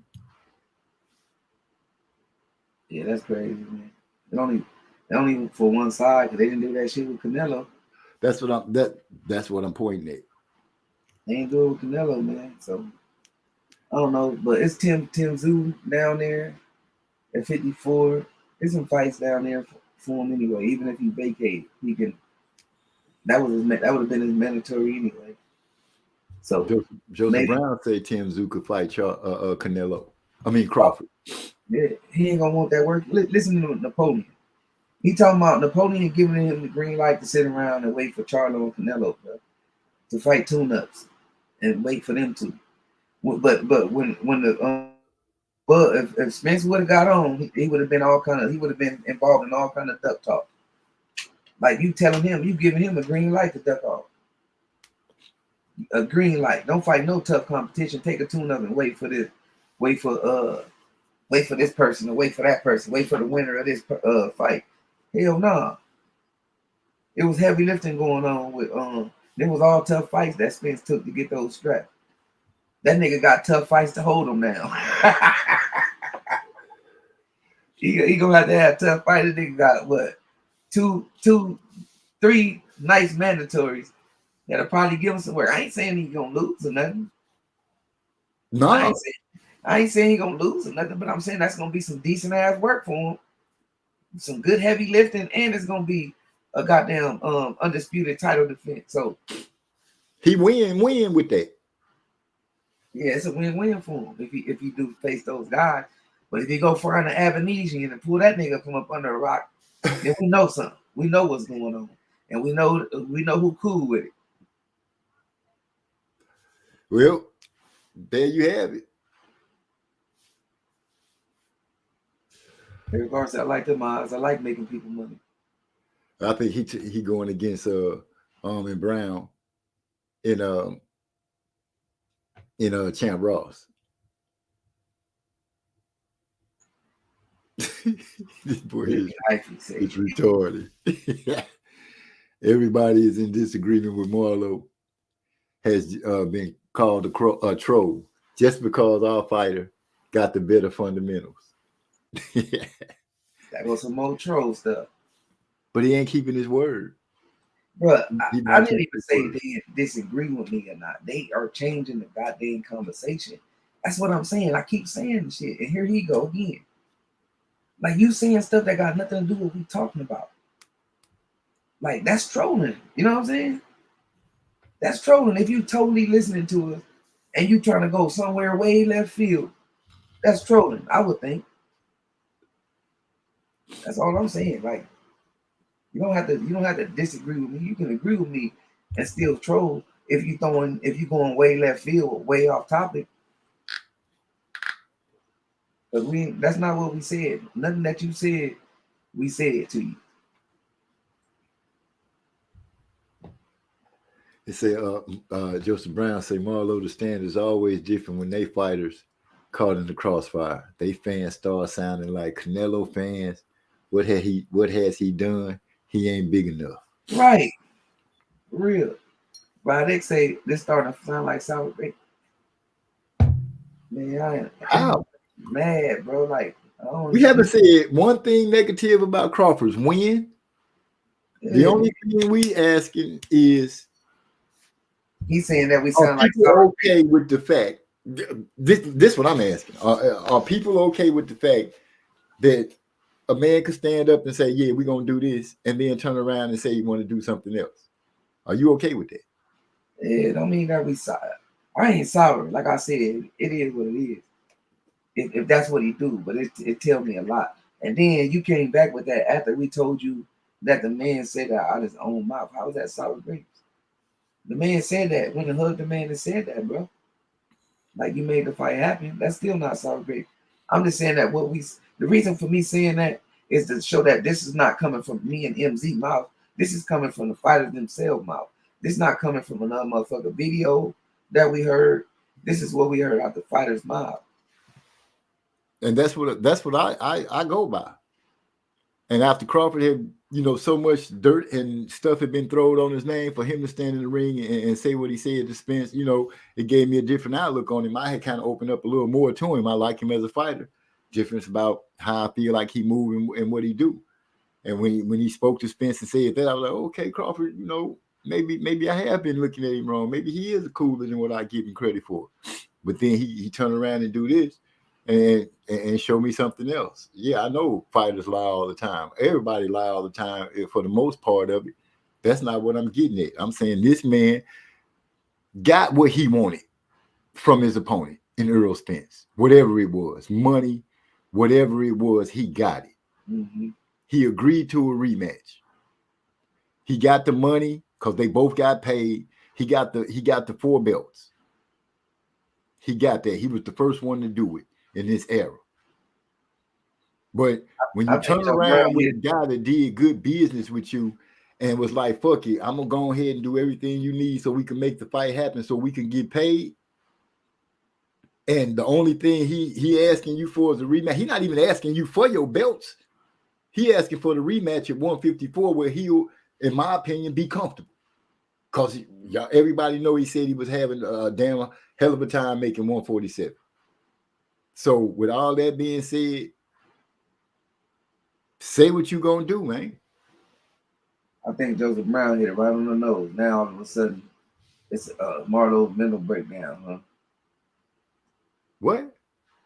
Nah, hyphy comment though, right with what's the name? Hit it on the nose. Oh. Now hyphy talking about him having a mental breakdown. Bro, you're not gonna change the narrative in the conversation, bro. Like, you coming out, you saying shit that we not even talking about. First you said that your fighter was stronger than Spence. Like, if that's what we talking about, we're not talking about that. You know what I'm saying? Then you trying to say like we saying some shit that's putting on that a motherfucker heard from a fan, and we're not talking about that. We talking about what the fighter said out their own mouth, bro. out their own mouth, and you keep coming with some shit that we not even talking about. So you trolling. You know what I'm saying? That's a mental breakdown. Let it be then. But I consider that trolling, my nigga. You ain't commenting on nothing that we was talking about. You taking the shit way left field for some kind of reaction. So that's trolling to me. Is that trolling or not? Like I'm not a troller, but I be seeing trolls be just want to get on people's nerves to change the conversation. So that's what I feel like he was doing. That's what I be feeling like people doing when they do that. Like taking words out of our mouth that we not even saying.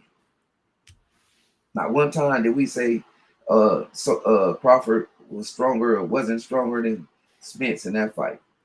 Did you say that? No, I actually weeks earlier in another show said that Crawford showed that he was stronger in that fight when they pushed off in the middle of the ring like rams. Okay, here go another thing Hype he said that I said he was trolling. He said he heard from a fan. Did we say we was repeating anything from any fan, anybody that made videos, or did we repeat stuff that the fighter said out their own mouth? Repeated what the fighter said out of their own mouth. So that's trolling, bro. Like, come on, man. Like, acknowledge what we saying. Like, comment on what we saying. Like, you throwing shit way from left field. Don't got nothing to do with what we saying to try to counter what we saying. Like, if we trying to argue with you, and that's not the case. We never said that Crawford didn't come in stronger than Spence.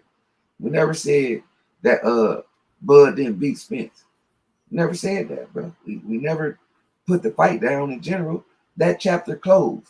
The man said he was done with 47, and he rather had a rematch at 54. The other man obliged, and now the nigga changing up on his word. That's what been said. And you keep changing shit up. Because it's not an argument. We just laying out what was said by the fighters at different points in times. And Crawford said it was kind of hard for him to make 147 too. So that's not an argument. You know, you pretty much arguing with what your fighter said.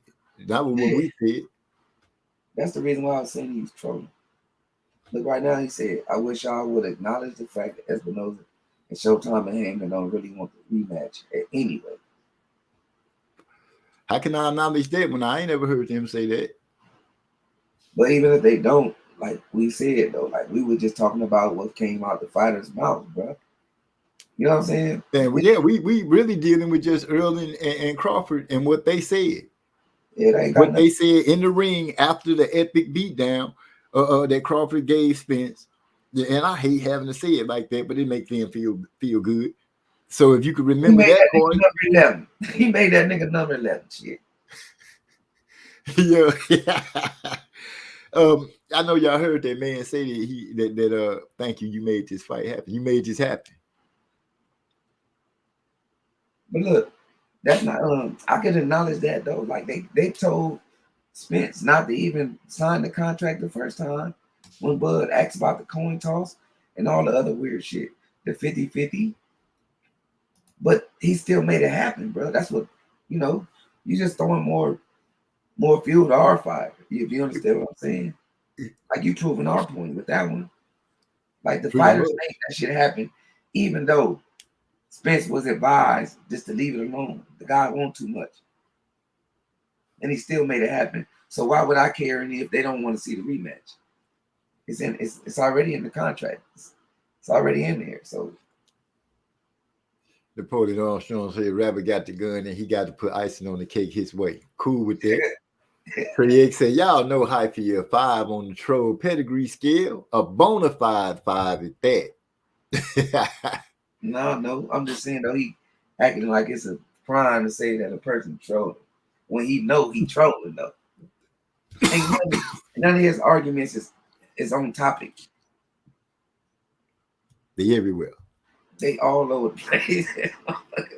They everywhere. You motherfuckers to the moon. But Marlo, let it not be said, me and you like in lock when it come down to what this man said and what this man doing. In no way we didn't say we wouldn't watch the fight, because I said I'm going to watch again. I'm going to pay if it's pay-per-view. I'm going to do that. If it's at 147 or 154, I'm going to watch it. But for those of you who say if you want to see the best, you want to see him beat the best Spence. If you said that he Spence didn't look himself in that fight, but you still want to see it, you rather see it at 147, you advocating for 147 and not 154, then you don't want to see the best fighting the best. If Crawford is who he say he is, no problem beating his ass at 154. And like Eric R said, beat his ass orthodox this time. I'm just going by what the man said. But that would be, for me, a better fight, a better write down of what went down. Yeah, Spence took a beat down in the first fight.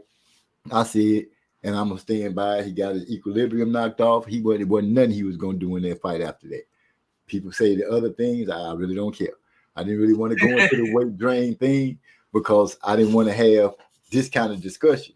But since so many people now, since it came up, and I remember how they were saying how Spence looked drained fighting Ugas, which was a fight before that. I remember them saying he looked drained fighting Mikey Garcia.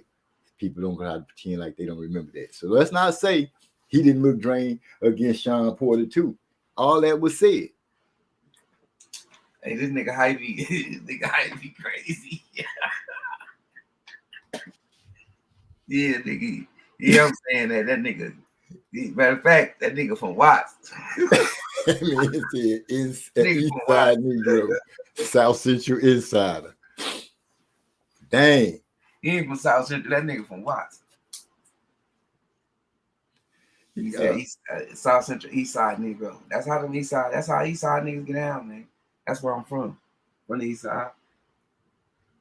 That's why I say he's from Watts, though. Them niggas good over there. Put Napoleon on people up over there. Huh? Oh, and that's like the boy from Next Day Air robbed his own cousins. yeah. Them niggas in back door and shit. They walk out your house with you when you lock it up. Them niggas go around the back door on your ass. And come right back in. They act like they don't know what happened. Soon as you turn the corner, they coming through your back door. You come home, call them on the man, somebody broke in my house. What, cuz? You catch the nigga a month later with your shoes on, like, nigga, they don't look like my shoes.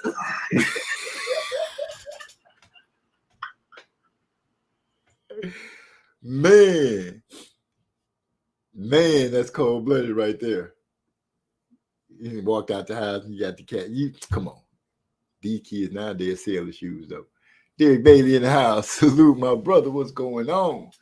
Let me read this. Napoleon Armstrong. He said Crawford not taking Spence's opportunity, but he doesn't have to make his bed and tuck him in. Had the fight happen sooner, we wouldn't be here. We wouldn't be here. So don't blame anybody blaming Bud about nothing except what he said. And for you to say anything about opportunity, Spence gave that man the opportunity and everything else that he asked to go for.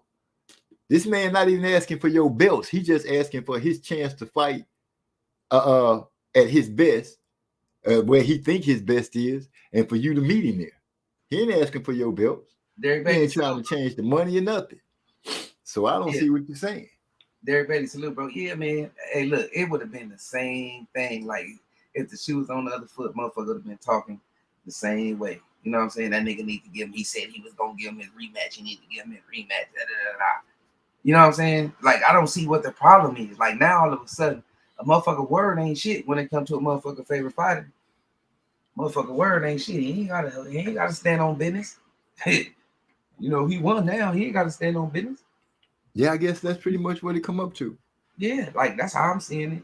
I'm the top of the pile now, so I get to do it the way I want to do it, with integrity or without integrity. Yeah, but look, when they was talking all that shit about Earl, you know what I'm saying? Oh no, man, he gonna be a damn duck if he gonna take this fight.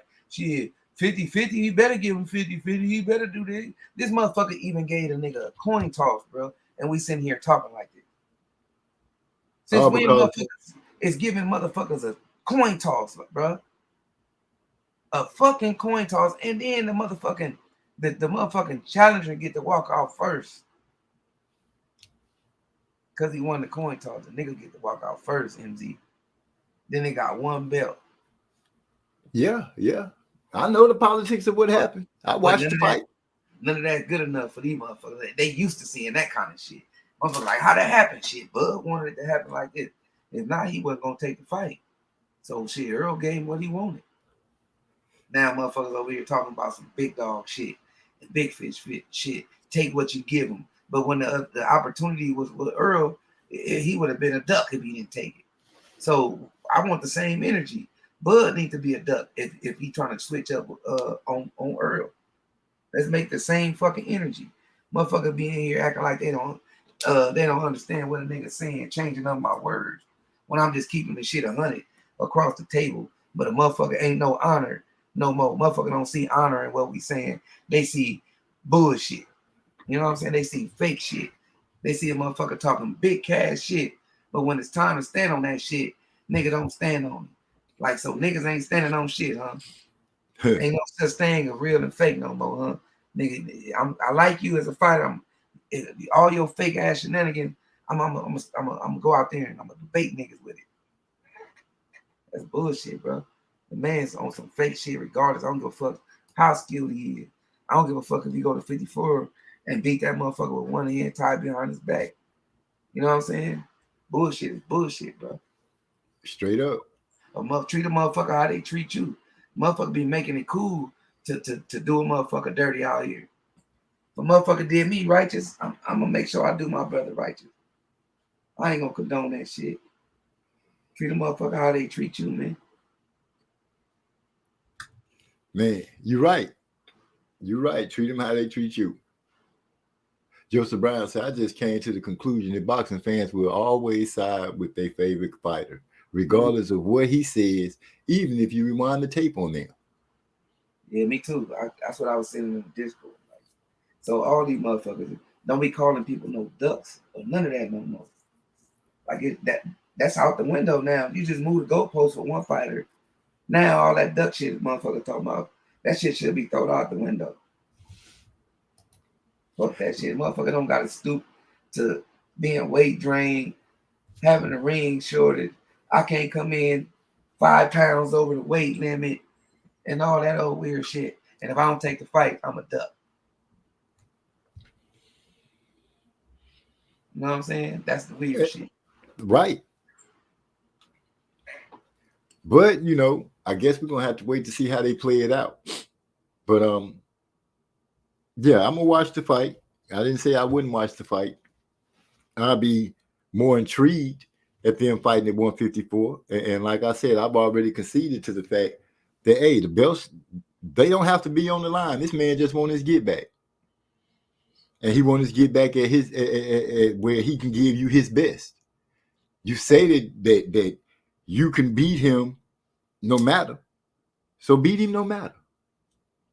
You already won in the negotiations in the first fight because you had the fight. Keep the words that you gave to this man. Or were you just talking?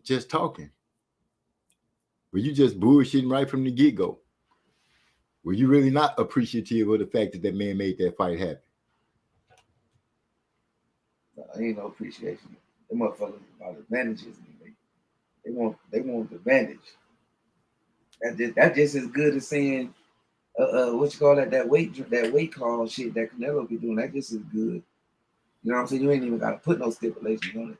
We see your motherfucking ass having trouble making 47. Shit, we're gonna do it again. There it is. And you know,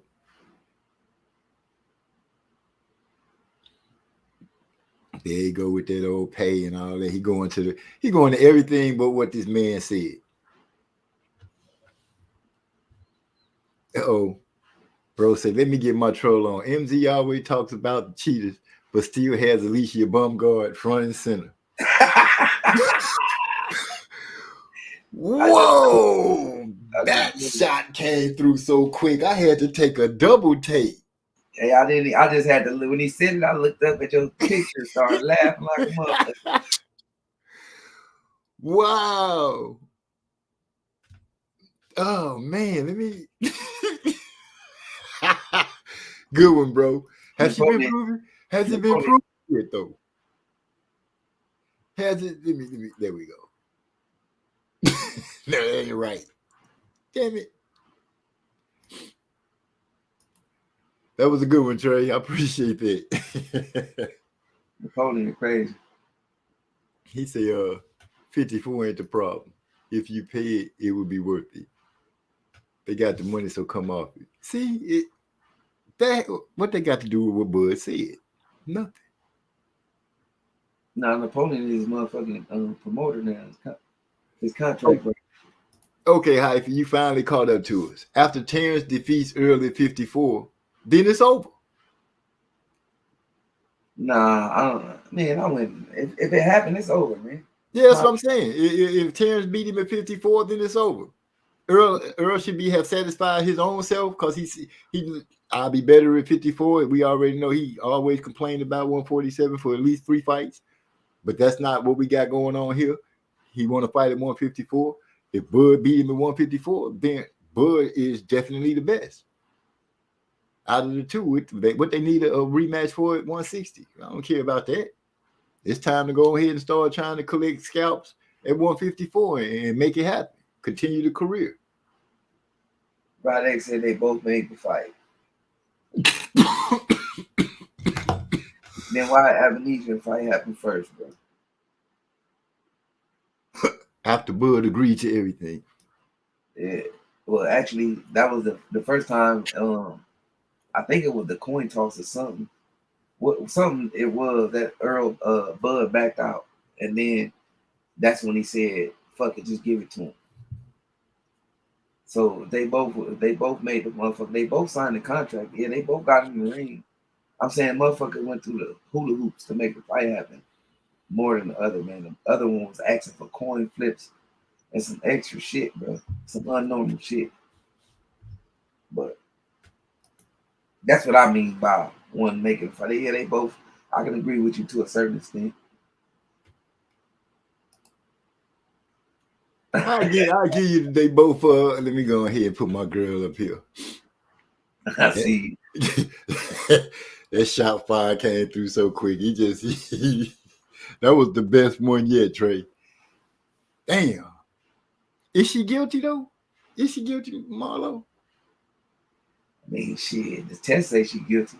Oh no. She trying to. I read her little statement or whatever. She trying to plead her case and shit, but it's just not looking right, man. No, don't tell me I gotta put her on the list with the cheaters. Damn, girl, why? And then I think she gave herself a certain date to come out with the evidence, and it still ain't nothing been said since.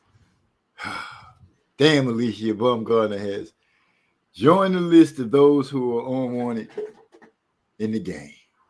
And she said that only one of them, like you know how they said it was 2 different drugs.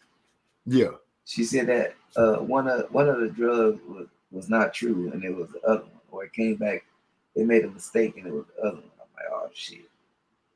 The other one that didn't show up? Yeah, like it was 2 different substances. When they put one out, showed up and one didn't. Yeah, according to her. Like yeah, but girl, why would either one of them be showing up?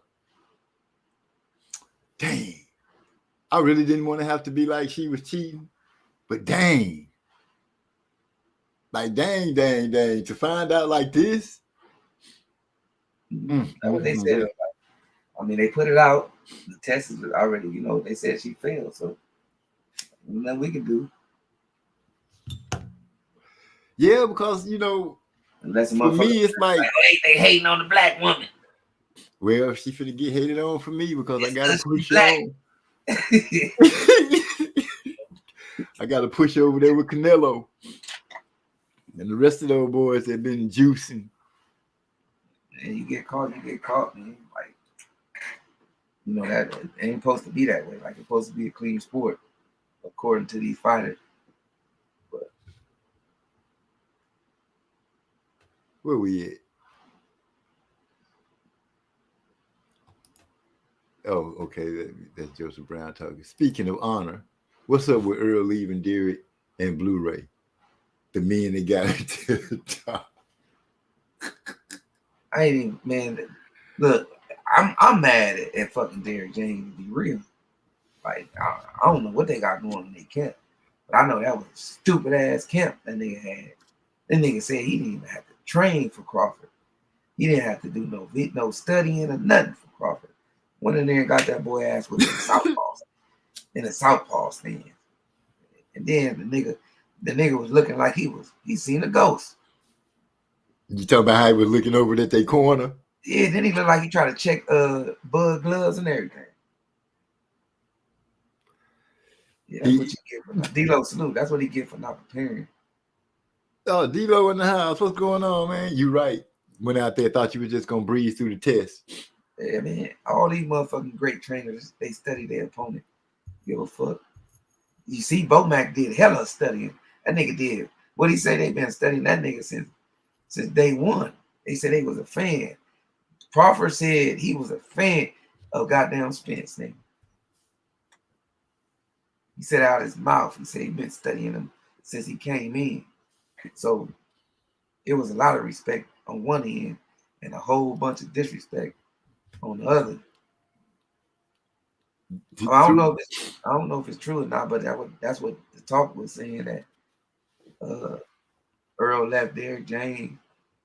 They say Earl, I guess, dropping what's the name from Man Down.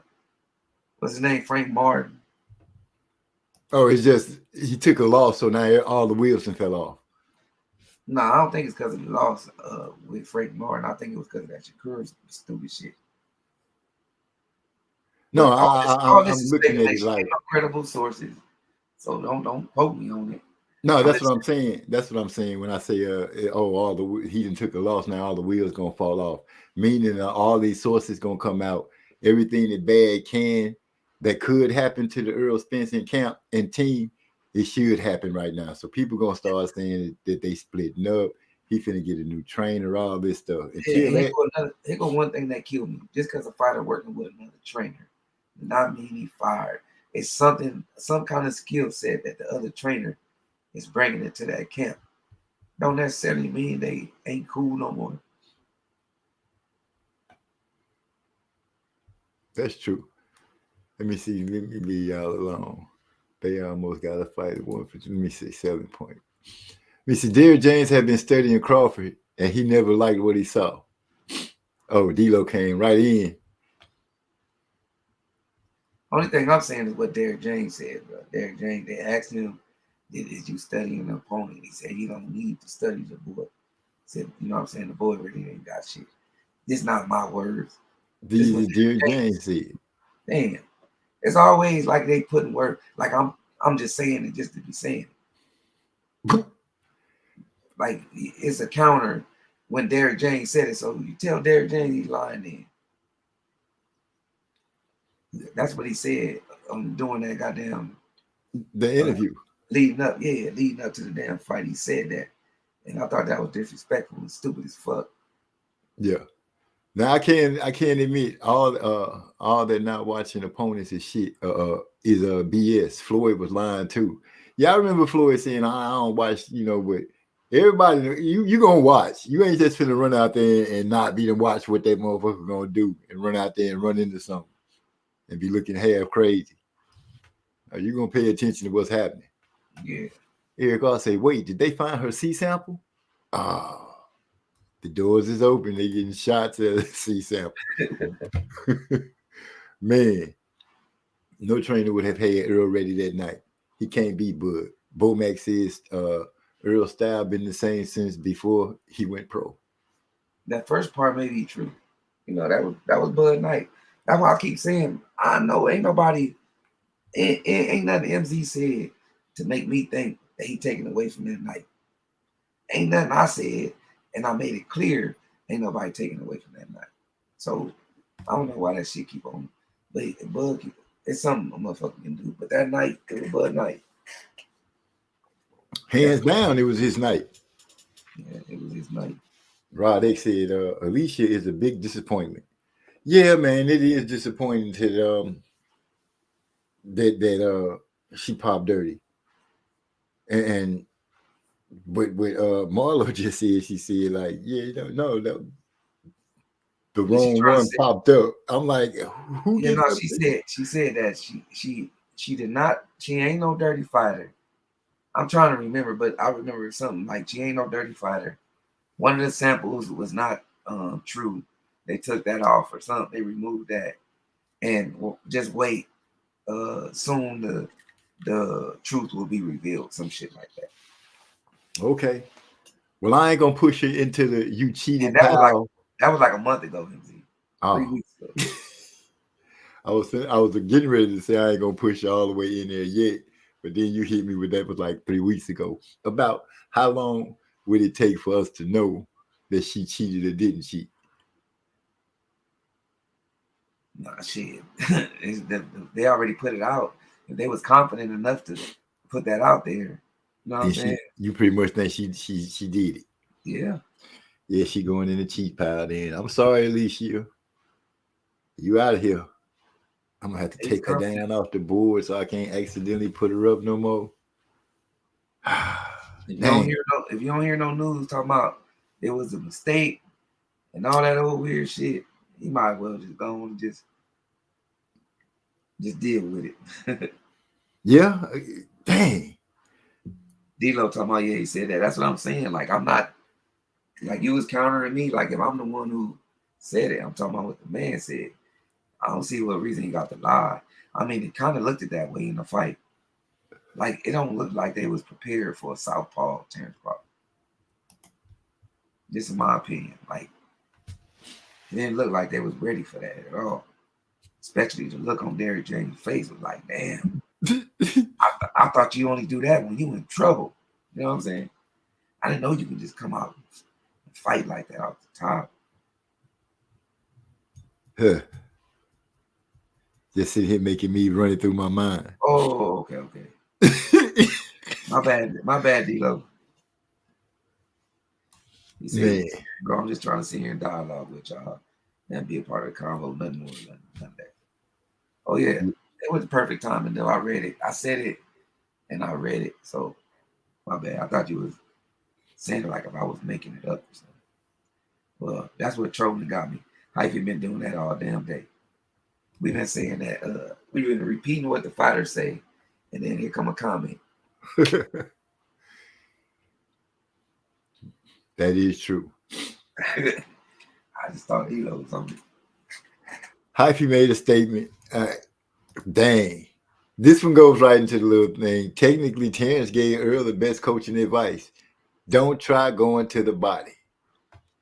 And then D-Lo, he want to go ahead and tap in and say he got dropped trying to go to get his lick back to the body. Yeah, that's all true. Them all facts. Yeah, we can't argue with that. He got countered a lot. And they got countered over the jab.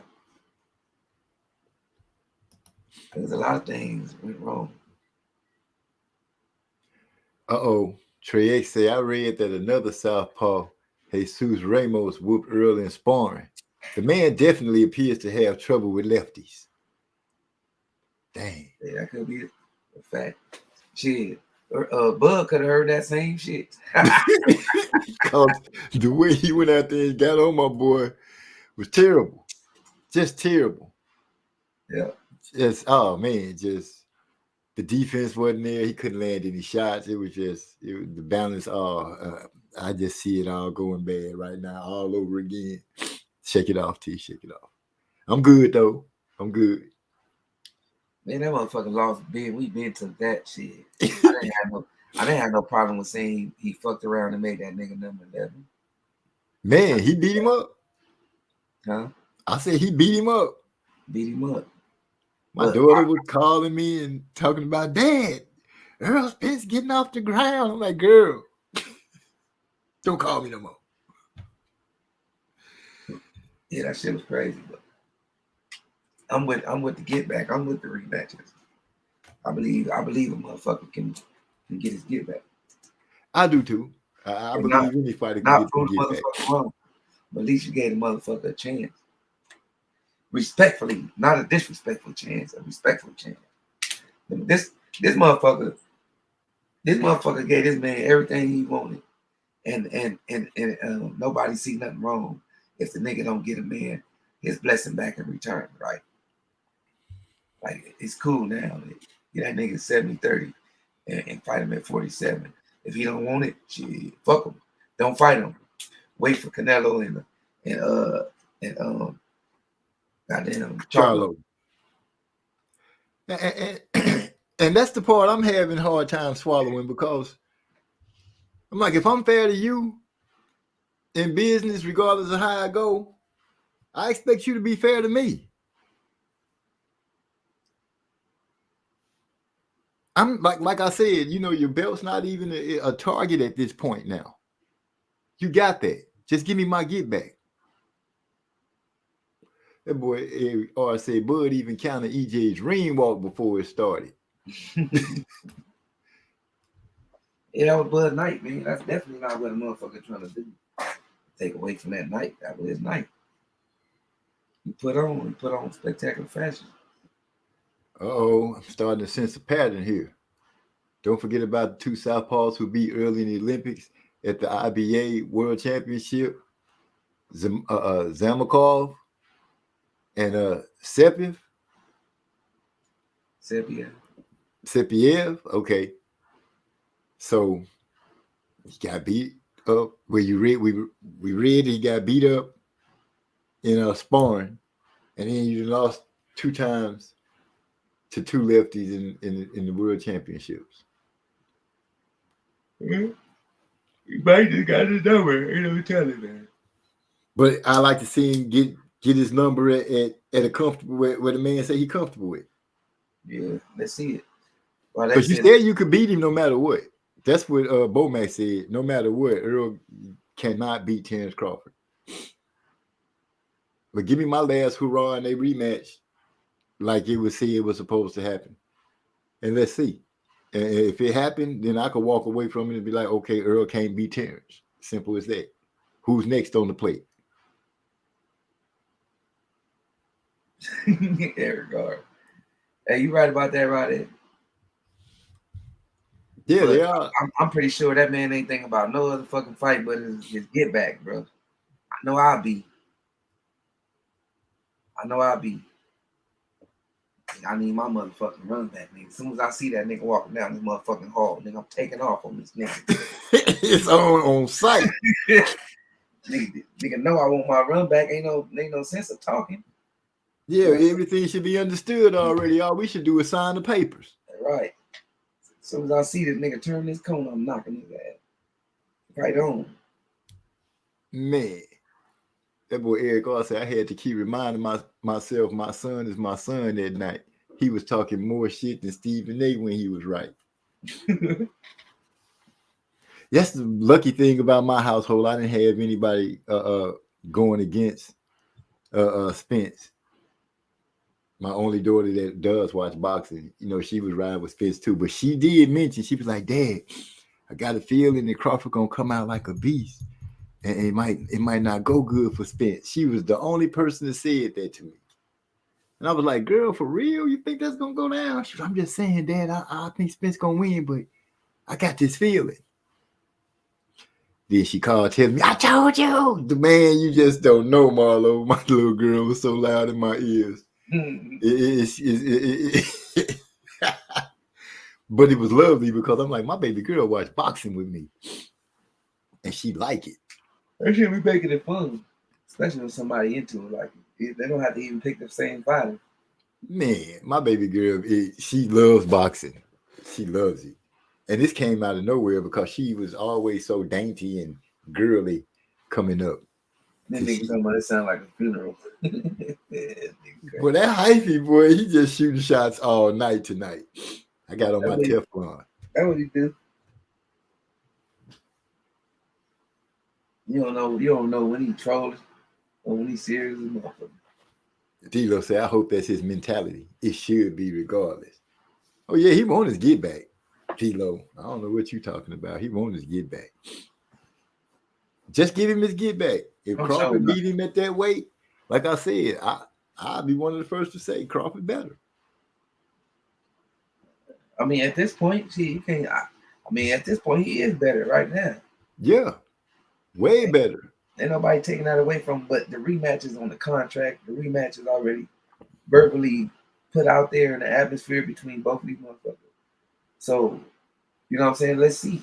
You know what I mean? Let's see if the motherfucker is that much better, man. If he really is that. I'm sorry, Marlo. I just happened to look up and see Eric R say, speaking of Rabbit having the gun, where Bo make round back at? That nigga, he got it. He definitely got that rabbit. Definitely got a gun. He got caught in the UK with that motherfucker. Dang. That So he's still over there? Last I heard, I don't know. He could be home. Motherfucker probably over there eating porridge. Cell block 6. Man, I kind of feel bad for him because I'm like, dang, you chose to go into another. He ain't he in his 50s. That's too old to be going to jail. Hey, he gonna come back to Bud Camp playing that motherfucking Central C or one of them motherfucking drill rappers from the UK. Hey man, this dude hard right here, man. I listened to my last 30 days, man. My boy put me up. Man. D-Lo say Crawford came out tactical and patient. Yeah, in my opinion. Listening to Trey X fight call at work again tomorrow. Then go listen to 5 minutes of one of them eulogy live streams. Yeah, he was surgical with that night. That night Crawford was a man. It was his night. All the way his night. Hey, I gotta go, MZ. I gotta go. Okay, man. I got you. But hey, everybody, salute, fam. I catch y'all on the next one. Appreciate chopping it up with y'all. Good looking out, MZ. Oh man, all the time. Anytime you want to come through, you're welcome. Peace, fam. Peace. Yeah. See, I like the Hyphy. Oh no, he talking to Hyphy. Yeah, he did come out tactical and he did his thing. I have not went back and listened to the call from Trey X. I just, I ain't gonna do it. I don't care what nobody say about it. Everybody saying peace, Marla. I'm glad to see everybody turned out to ride with us. Ouch. And enjoy the night. Talk some boxing, or mostly talk about why Terrence Crawford ain't keeping his word. In our opinion. Not taking away from the man's win, his skills, his climb to greatness, or any of that stuff. Don't want you to walk away thinking that, because that was not what took place tonight. We just want to know how people felt about the man saying that he'll fight the man at 154 because he had a hard time making 154.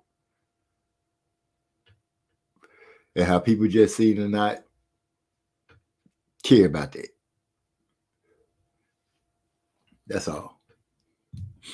Kind of give you on in a look of how some people think. I hate to be in a situation messing with some of y'all where I done went 50-50 with you and then turn around and things is on the other foot where you in control. You be telling me, oh man, I can just give you 10%. Oh my gosh. I don't know how my mind would work at that point.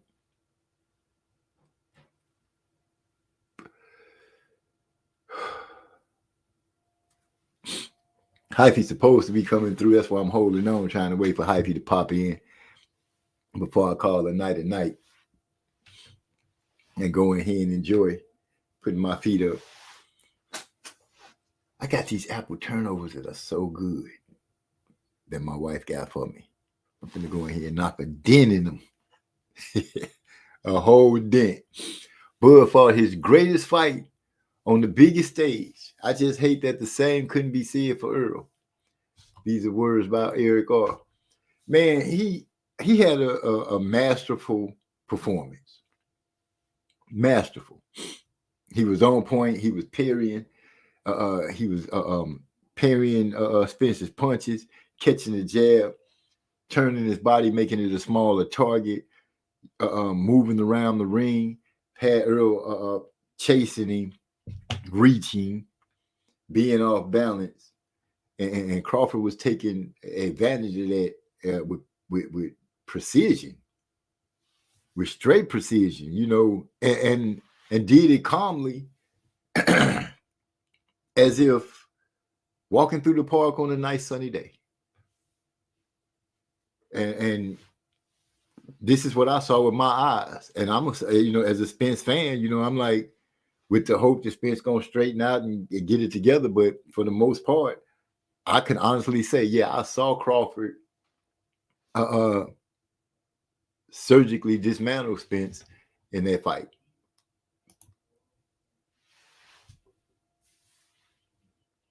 But I still want to see Spence get a chance at it. But yeah, Crawford,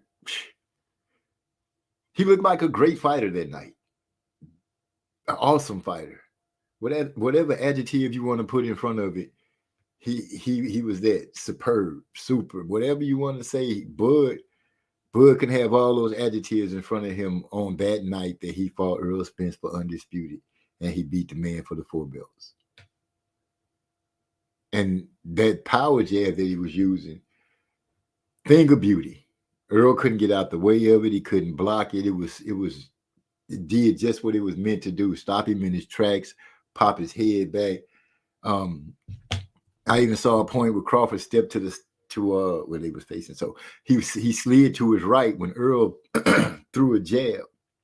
Earl shot the jab up in the air and was totally out of position. Crawford already had slid to the side of him and literally was looking at him. Step back, threw a body punch. It was a beautiful thing to see. Just, I felt like the dance partner didn't show up. And the beautiful performance was stunted by a lesser performance on all calibers, which could have made that fight just be a beautiful fight.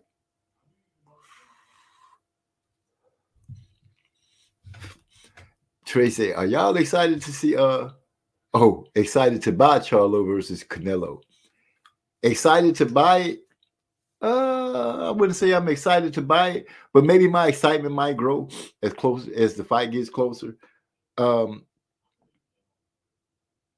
showed me that he mean business and he gonna try to go and do what he want to do, at least in the footage that we get to see of him. But hanging my hat on the hook, I'm hoping that he could win, but that layoff, man, I'm not going against that layoff.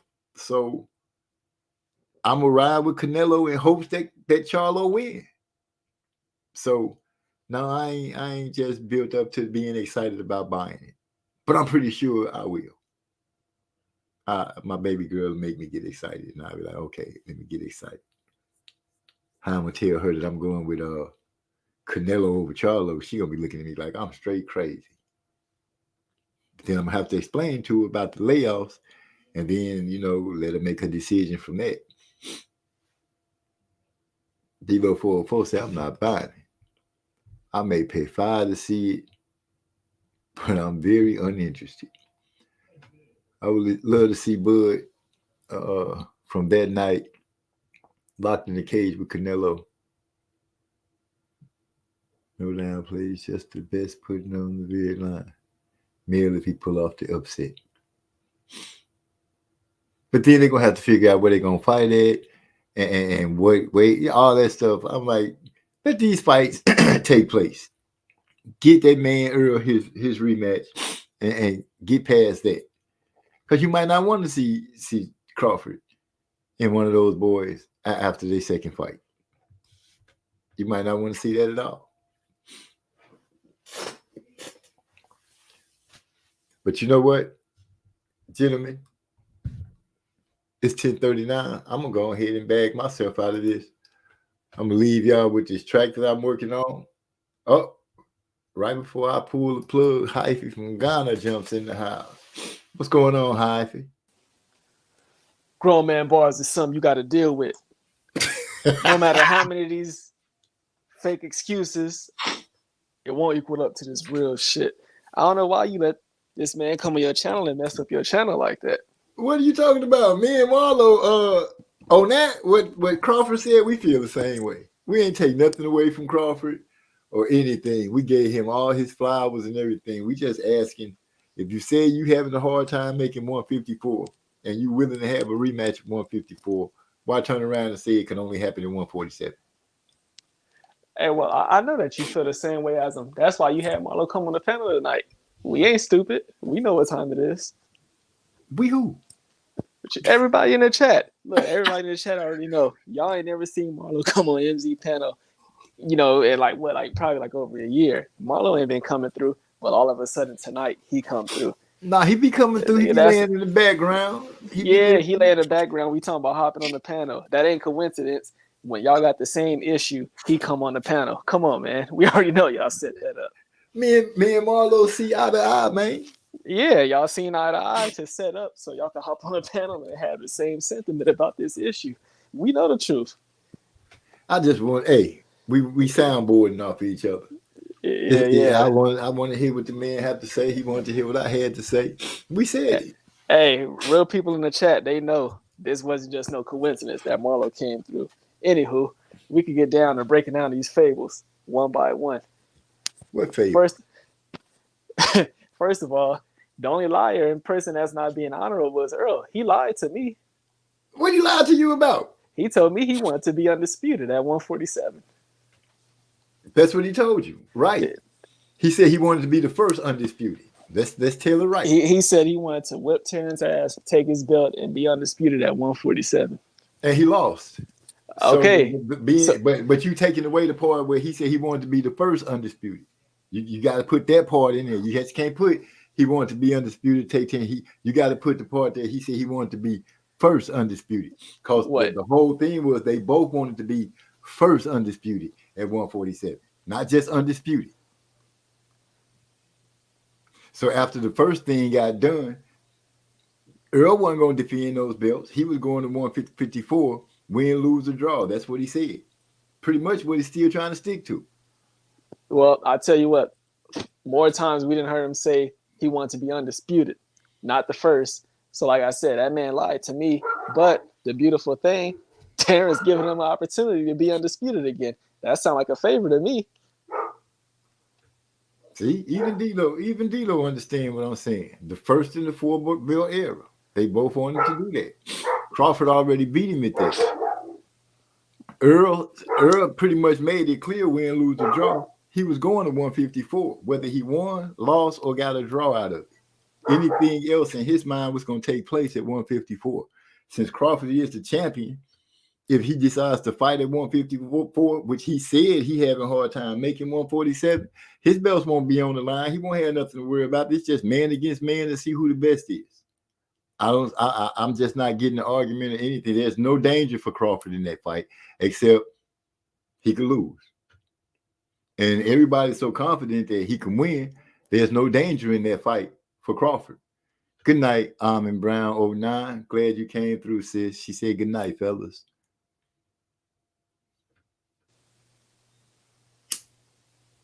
Hey, you need to acknowledge Errol's team don't even want that fight. Espinoza and Heyman don't even want him to get a rematch, regardless of weight, because they know they're gonna lose money. Ask me why. Ask you why? Ask me why. Why? Because everybody know the results, so it ain't gonna be as many people even trying to pay for that fight. Look how one-sided that first fight was.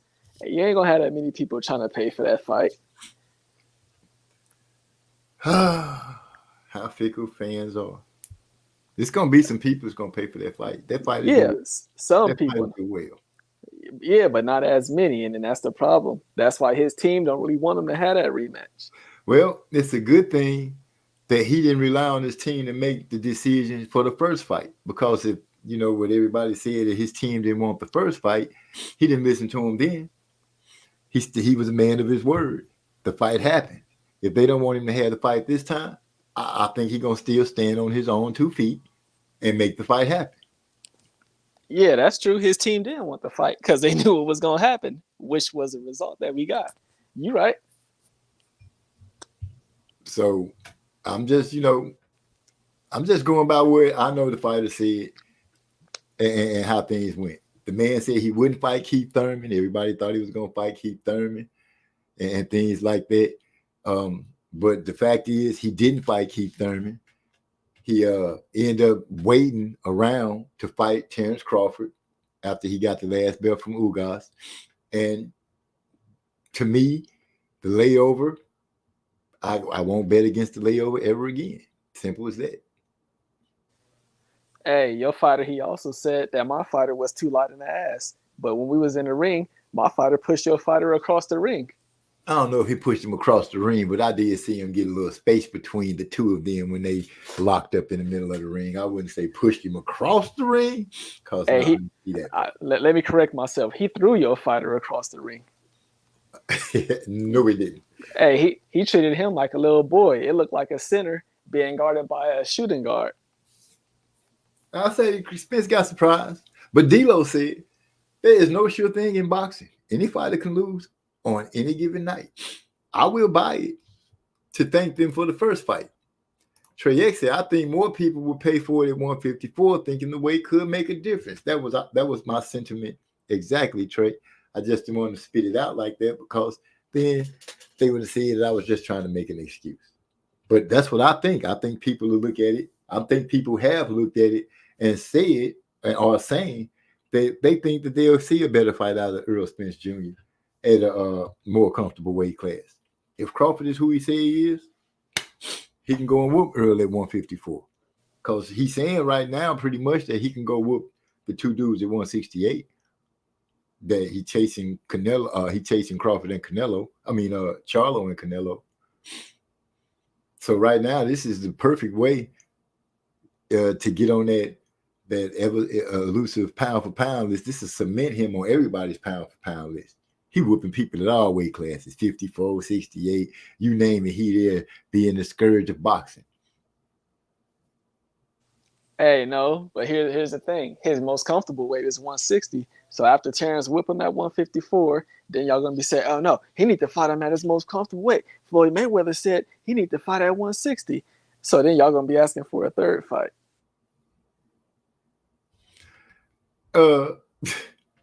First of all, I don't know why Floyd feel like Earl should be that big. I ain't got nothing to do with that. I ain't never pictured Earl fighting at that size. Never wanted to hear about him fighting at that size. A lot of people ran with Floyd when he said that, but not me. I think 154 would be a good size for him. That's what he was fighting at in the amateurs, that bigger weight. So I'm like, let him be there. He came in at 154. I think he should have rode that. It is what it is. So if he lose at 154, like I said in the beginning or earlier, I'll have to admit, hey, Terrence Crawford is better than Earl Spence. I had no problem with saying it. But I want to get a chance to at least see it. Is Earl Spence a different beast at 154, and can Crawford still tame him? Hey, so all this work that Earl didn't put in at 147, his whole career being pretty much at 147. Y'all falling in love with him at 147, but now y'all don't want to see him at 147. The man been saying for 3 fights that it was hard for him to make 147. For 3 fights. The detractors had been saying, oh, he looked like he drained. He looked like a skeleton. They've been saying that for 3 fights. And now for me to say, hey, to agree with the dude after he said win, lose, or draw, I have to respect that. He lost. He asked for his rematch hopefully at 154. If he get it, good. If he don't, good. Either way, it's up to him to take the fight. But calling him, saying that he ducked if he don't take the fight at 147 would mean to me, hey, he still kept his word. I'm not finna waste my time at 147. It's too. He told Terrence Crawford when Crawford went to fight Abanesian, dude, I could have had a fight. You think making this weight easy? This shit ain't fun. You know he takes that like the rest of the world know. So yeah, I want to see him fight at where he's comfortable with. I ain't never heard about 60. Don't care about 60. 154 is where I'm looking for him to be. Oh, D'Lo said 152 in the amateurs. My bad. Still, 2 pounds. What's that? If he, like I said, if he lose, if he get the rematch, great. If it's at 147, it is what it is. If they don't get the rematch at 147, it's not a rematch. Only the fans gonna lose out. He can still go ahead and have good fights with other people that's at 54, and Crawford, whatever moves he is trying to make, we'll make them.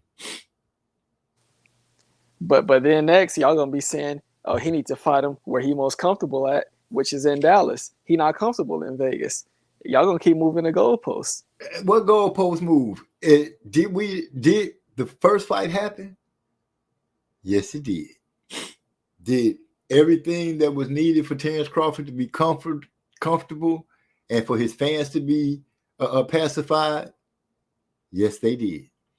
So Earl Spence fans didn't complain about anything that Earl Spence had to give up when it came down to it with the contract and stuff. The only people I'm hearing saying that the goalpost is going to move are really people who saying that they don't want to see the fight. Yeah, I mean, even me, I don't want to see the fight. I don't want to see Terrence Crawford in no mismatch fights. I want to see him in competitive fights.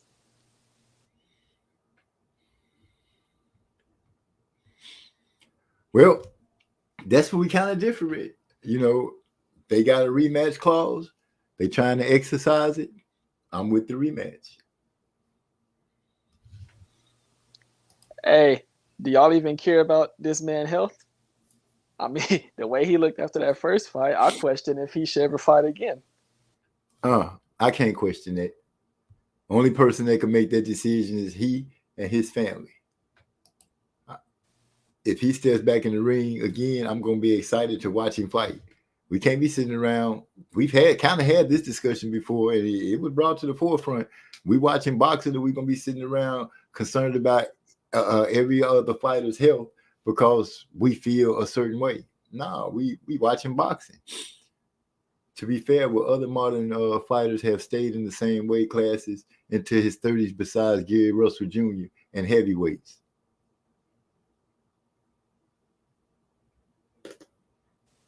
No, that's a good point. You know, usually they definitely move up, especially at the time when those money fights come about.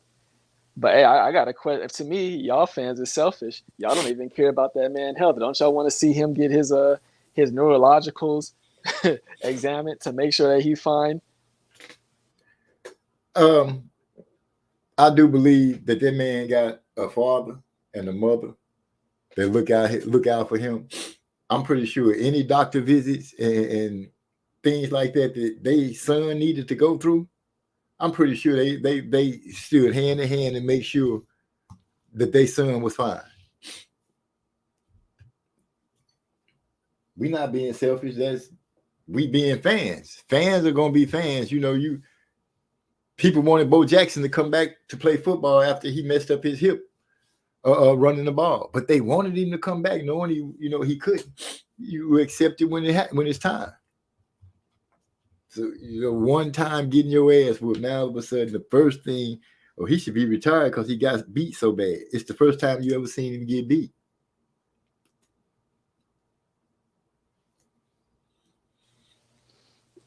Hey, why your fighter didn't listen when my fighter told him don't try to go to the body? Because they was talking shit to each other? Nah, he was being truthful when he told him that. Just like he was being truthful about everything else. He told him, my fighter told your fighter he gonna stop him. When did you become a Terrence Crawford fan again? Come on, man. Y'all already know what time it is. You've been a Crawford fan since way back? Since the Deontay Wilder, Tyson Fury era? When we was fighting about them too? Man, the records is out there. You can talk to D-Lo about that. D-Lo say Thurman and Porter stayed in their weight class in their 30s. Are either one of them still fighting or are they both retired? I know Porter is retired. And Thurman, well, he's semi-retired. I don't know. You tell me. Bro say both are Earl bigger than both of them, though. Taylor in progress, I believe. Jamel may be Ramirez, Laura. There's a few. Yeah, you talking about like the few fighters that maybe have not moved up. Yeah, right. Yeah. I'm with him on that. Eric R being funny. He said, "Man, that wasn't even Earl Spence. That was a clone. The one from the TikTok video with his girl." Go on, get it out. Get it out. Yeah, we make Eric R switch sides. What? They called for Vlad to quit boxing many times. Not retire, just quit because the sport isn't for him. I'm glad he ignored them. You talking about the Klitschko boy, right? He said, Hyphy capping. He don't even like American fighters. Dang, Hyphy. Man, Eric R ain't been around enough. That man shot at you with that one. Hey, I mean, we could look. I'm gonna tell you what I said on Marlo thing last night. At the end of the day, as far as like these rumors and stuff, all right, Marlo said he's seen the interview that's coming from Steve Nelson, which is a fighter, Terrence friend fighting out the same gym. He stated that I guess the fight it's gonna be at 147 or nothing. So I don't know. To me, at the end of the day, I look at it like this whole it needs to be at 147. If that's what Terrence side is saying, to me that's a negotiation tactic. Y'all want a higher weight, we want a higher split of the money.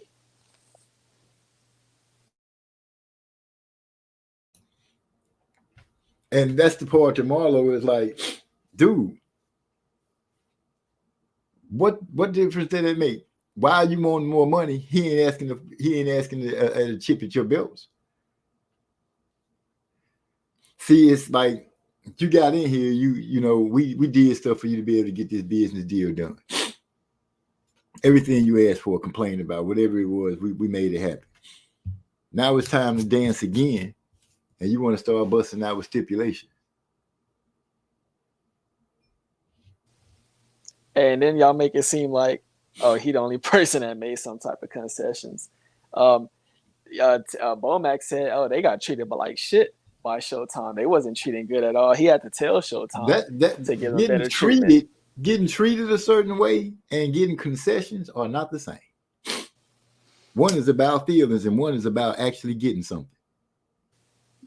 So how Bomac felt Showtime treated him is all on Bomac. Did they get what Crawford wanted for that fight to happen?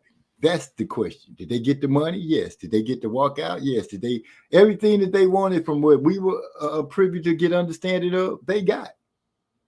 And let it be said by a lot of people, oh, Al Heyman and Earl's team didn't want it to happen. They advised him against it.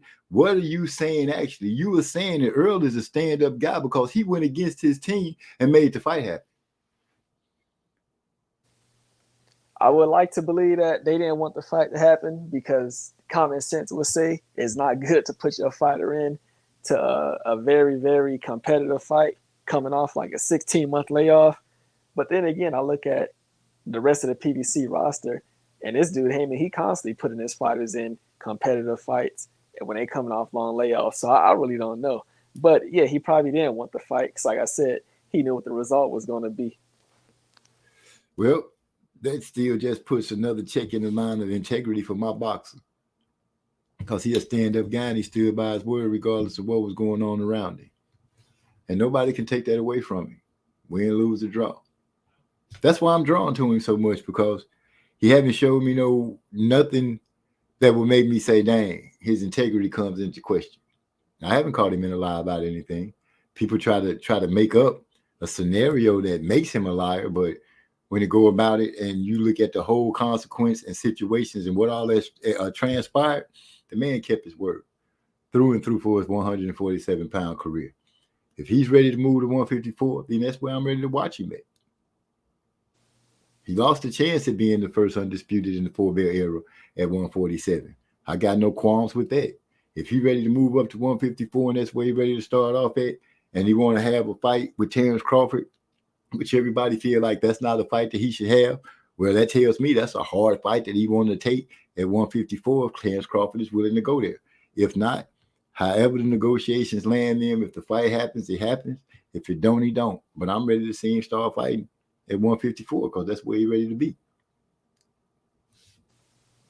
Hey, I mean, I give you, props, and I agree on the stuff you're saying. Yeah, he actually did want the fight. No, he wasn't scared to take the fight. And I believe he wanted the rematch. Like I said it last night. I don't think Earl is that dumb to pass up on, this type of money. So I heard some of his fans say, "Oh, I would like to see him take a few comeback fights. No, he's trying to get straight back up in there. I believe it." I'm gonna be honest. Whenever we talk about the fighters making the move, the reason for the money is like not the first reason that I think about. The first thing I think about is how much pride I feel like that fighter have, and they fighting about that. You know, Earl Spence took a heck of a beating. And he's known for giving beatings and being tough in tough fights and not breaking, may bend a little bit, but not break. And here's a fight that he lost in his eyes, his children's eyes, his fans' eyes. There's no doubt about that he lost. This man wants a chance to get his chance at redemption, as he feels. And I can't see how people don't understand that. That are you telling me that you are willing to let something happen to you that you feel is so bad that you wouldn't want your get back if it was legally and able for you to? Heck, some people want their get back when it ain't legal. We fans want to take away the man's opportunity to get his chance at his get back. Everybody's talking about how bad he got his ass whooped. Oh, I don't want to see him fight again. You don't want to let that man get a chance to redeem himself? We just gonna go into history saying, oh, he would have lost anyway. Now I want to know, would he? Will he? Everybody's convinced that there's nothing he can do different to win the fight. So fighting at 154, people have said that's not gonna make a difference. He's still gonna get beat up. But show me. Let this man get the contract is a rematch. Let him make it happen. God forbid if he win, then yeah, there will be talk of another fight. But at least give him a chance to let it happen, let it play out. Joseph Brown did mention, rematches are part of boxing's history. Some greats wouldn't be greats if there weren't for rematches. Would Ali still be the greatest if he didn't get a chance to rematch Joe Frazier after he lost the first time? Would Roy Jones be great after he lost when he came back and got that fight from the dude that he punched when he was already down? Lennox Lewis, he got knocked out. He got a chance to redeem himself. I don't see what the problem is, why this man can't get a chance to redeem himself. We like boxing, a violent sport. But just because it's our favorite fighter, we can't jump up and say, oh, his mental. I said that about Adrian Broner. I've been saying that, I would like to see Adrian take a step back. He hadn't slacked up on drinking or nothing. There's a difference in that. He endangering himself. Earl stopped drinking from at least from what his public persona has been showing. If this man feels like he can make it happen at 154, let him make it happen. But I'm not going to say don't give him his chance. They wasted enough time. They ain't 25 no more. So tune up at this point is more miles and more years. Say Earl got trapped by his big fish status. He didn't want to take a non-pay-per-view tune-up. He wants every fight on pay-per-view. So he has to fight tough guys off a layoff. It caught up to him this time. I could see that. But I also say that was one of the big reasons that I like him, because he stand by his word. He stood by it. He took that butt whooping, came out and said that he's not gonna make an excuse, and hasn't. And for me, I'm like, that's the great embodiment of a warrior, of a fighter to me. Making no excuses. He stood by his word.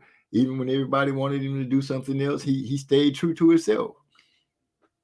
And that's why I like him. That's why if he get a rematch, I'll be happy for him and I'll watch it.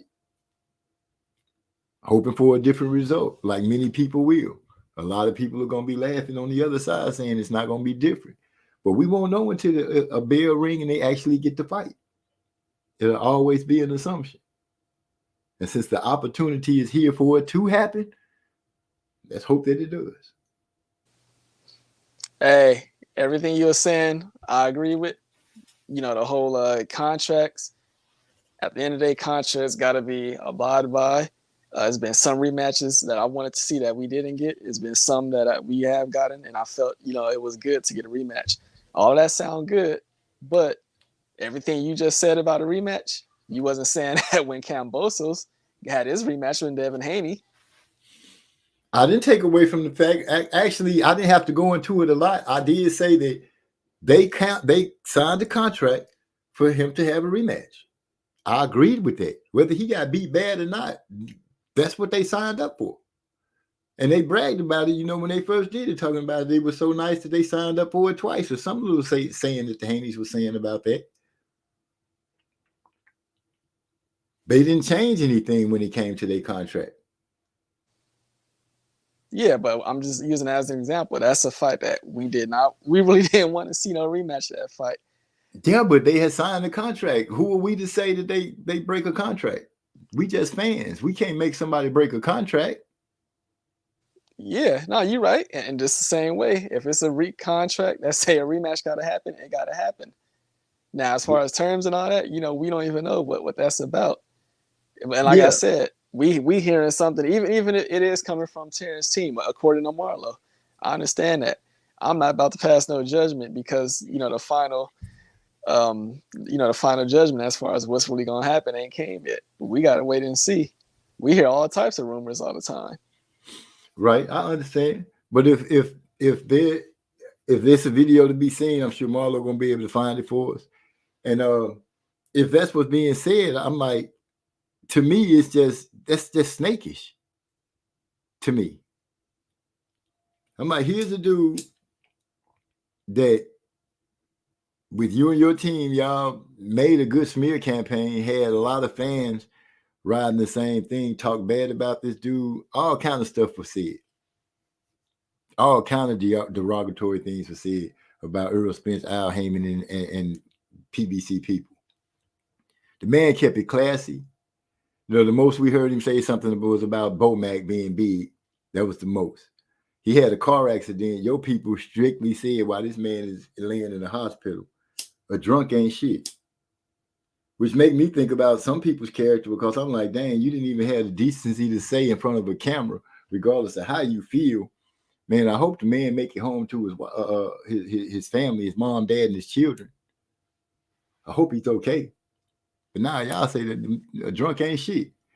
And I noticed a lot of fans didn't take exception to that. Not Crawford fans. Nobody said anything.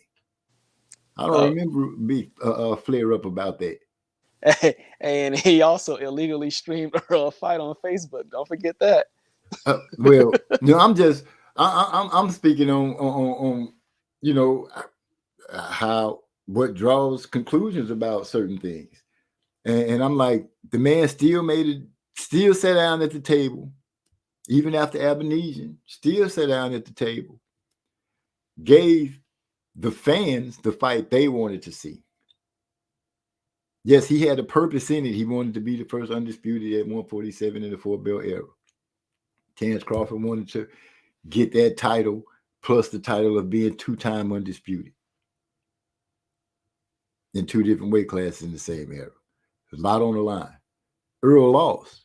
We didn't hear him make one excuse, say he was tired, say he was drained. We didn't hear him say any of that. Except, yeah, I would like to have the rematch. I hope we can have it at 154.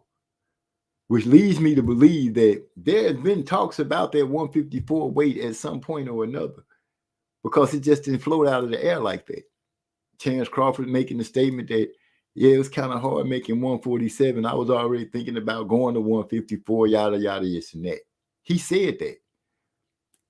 The understanding that Marlo and I have is, since you said that and you saying it ain't no problem to do it there, then why give this man confirmation like, yeah, we're going to do it at 154. And then all of a sudden, from what I'm understanding, you didn't put your foot down and this at 147 or nothing. But this is the dude to help you achieve exactly what you wanted to achieve in the eyes of your fans. Because he waited around and he stuck around at 147.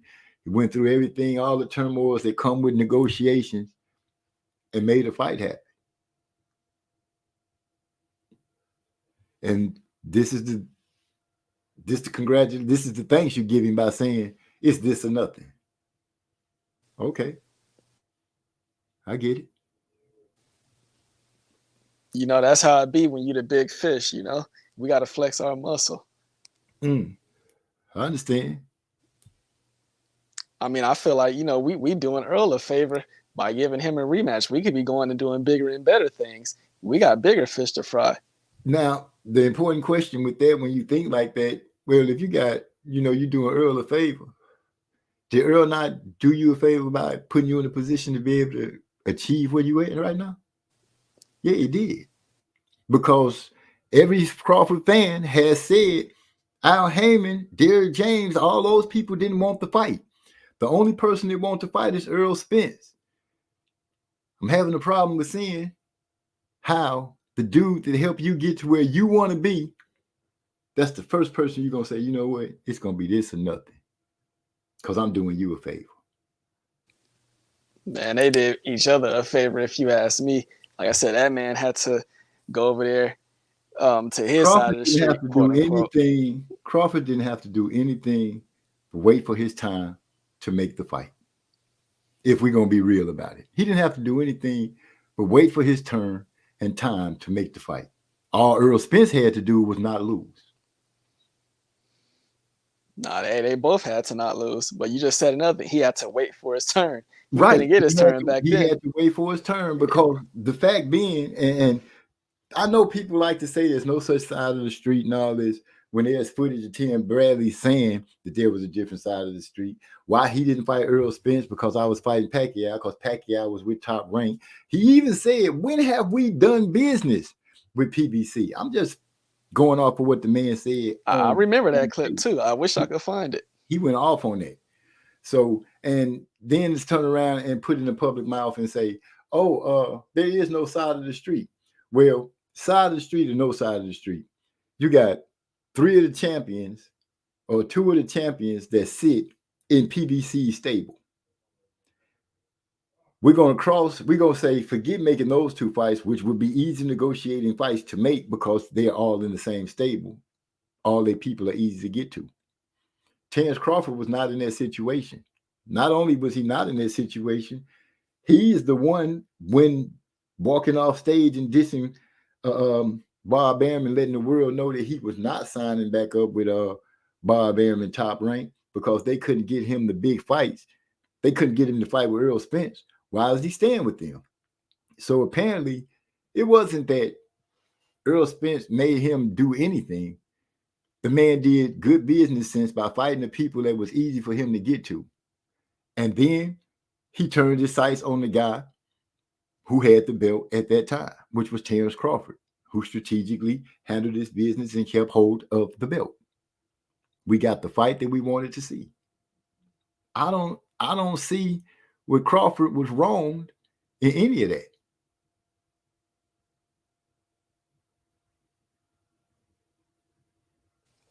Hey, they tried to stall my fighter out, freeze him out, all type of stuff. My fighter made all the concessions to get over there and make that fight happen. He just as responsible as Earl.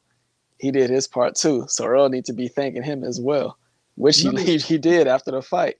No, he take don't. 2. No, yeah, he do. No, he yeah. don't. Hey, my fighter say gave that, him but like I opportunity. said, name a time that Crawford was wronged in all of that I just said. I just told you, my fighter was froze out due to politics. Froze out against who? You just named the same guys Earl was able to fight. That whole roster. My fighter got froze out. My fighter was told, "Oh, he fighting nothing but bums." Being told something is one thing. You saying he got froze out, but the only time that you could be talking about is with Top Rank. And because he made the statement that Top Rank couldn't get him the fights, automatically nullifies anything that you just said in that part, because that proves that it was not PBC or any of their fighters that was freezing out Bud Crawford. It was more of his promoter not doing their job for Bud Crawford. It was all of a sudden, once he left Top Rank, all of a sudden doors open. He get a fight with Sean Porter, he get a fight with Earl Spence, and he got an opportunity to fight a rematch, and I believe somebody else. I don't see anywhere in that equation where he was stumped by anyone but the people that he was doing business with from the get-go. The same man who stood up and said he could build a mansion from scratch in Beverly Hills, I believe he said, was Bob Arum with how much money he lost on that man. And right after that, he also said we open to doing business with Terrence Crawford in the near future. But anywho, he was a product of being associated with a company that PBC, Al Heyman, had an issue with. He was caught up in the middle of that, on top of him being a legitimate threat. So therefore, he was froze out. No, the only thing you can say is with that is he happened to be a casualty of business of the two powerhouses that were doing business. That's Also, that's the best I can give you out of that. Combined with being a legitimate threat, because we didn't seen other PBC All fighters go to that ESPN. being threats or trash has nothing to do with the part of the two powerhouses having business issues. Him being a threat don't have anything to do with their business. It got something to do with him being able to do business with that other side. It didn't stop him from doing business once he got away from Top Rank. We got to still remember Top Rank openly let you know that they weren't in the business of making money off of putting money into Terrence Crawford. Openly did that.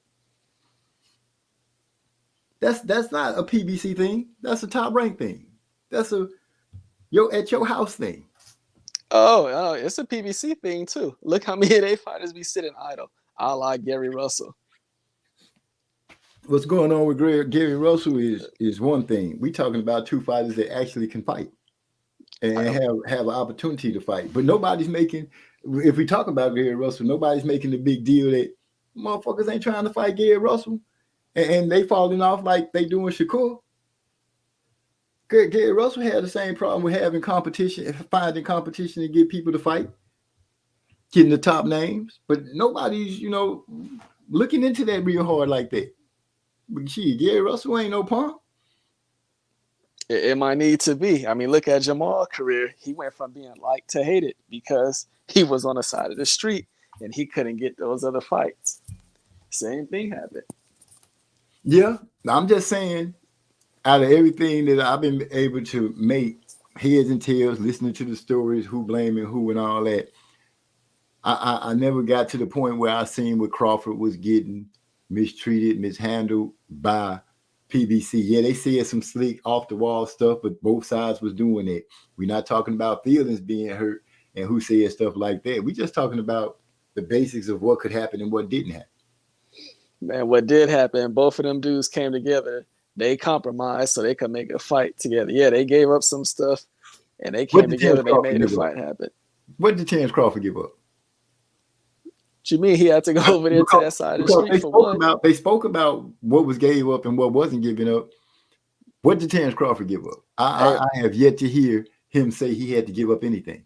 Him leaving Top Rank was not a hindrance for him. That was a betterment for him because he actually started getting the big fights. Hey, my father, he had to. Oh, go ahead. I was about to say, we keep saying he had to leave the other side of the street. But how many times have you guys said Top Rank is awesome with building up fighters? But then they got certain fighters that once they get to a certain point, then they don't really do nothing else with them. Terrence Crawford kind of fell in that category. He had to take up reins like so many before him had to do in order for their star to shine a little bit brighter. Now, so that seems to be a theme that's been happening with Top Rank for some time. Before there was other players big enough to be in the game to make a difference where you can see it, you didn't notice it because they had all the fighters. And everybody thought Don King was a snake. So, they really didn't look to him as too much. But it was always Top Rank and that was it. Now it's another big player that's making noise alongside Golden Boy. Everything that happens goes against the dudes that's trying to actually make a scratch in the spot. It is what it is. But I can't say that Terrence Crawford was mistreated by PBC. They talk noise about him. Both sides talk noise. But hurt feelings ain't what it's about. Your opportunity in the business situation is what it is when it is. Bob Adams stopped Terrence Crawford from fighting Manny Pacquiao. He said he blocked the fight. But people keep saying Bud was in good hands in Top Rank. Well, this man already told us he stopped the fight where Bud could have been catapulted into greatness by beating Manny Pacquiao. At the time, Manny Pacquiao was kind of dangerous, and people revered him as such. Bob Arum came out and said he blocked that fight. Didn't want to see Pacquiao get hurt. So we can say whatever we want to, but I can't blame somebody else when the person is your top notch representative of Top Rank, the face of Top Rank, is saying these things about you and what he did to your career. So yeah, Crawford had to leave Top Rank. Was that so bad?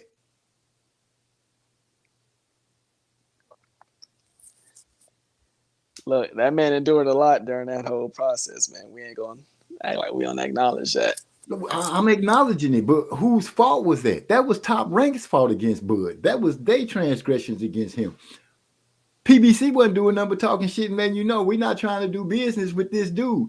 It's enough that Bob Arum has put in front of everybody to say, hey, this dude, he is pretty bad when it comes to doing business, and they know the history of it, but yet and still you want to tell me, hey, these dudes should open their hands up willingly and do business with this man all the time just because this fighter is over there. Forget his history and what his history say that he's willing to do or not do. Forget all that. Just go with your arms wide open with your company that got a lot of money, because everybody's always worried about your wallet over there at PBC. I'm going to just keep it real. The brother over there doing what he's trying to do, and he catching slack from every angle, from his competitors, from fans, disgruntled, whatever you want to say.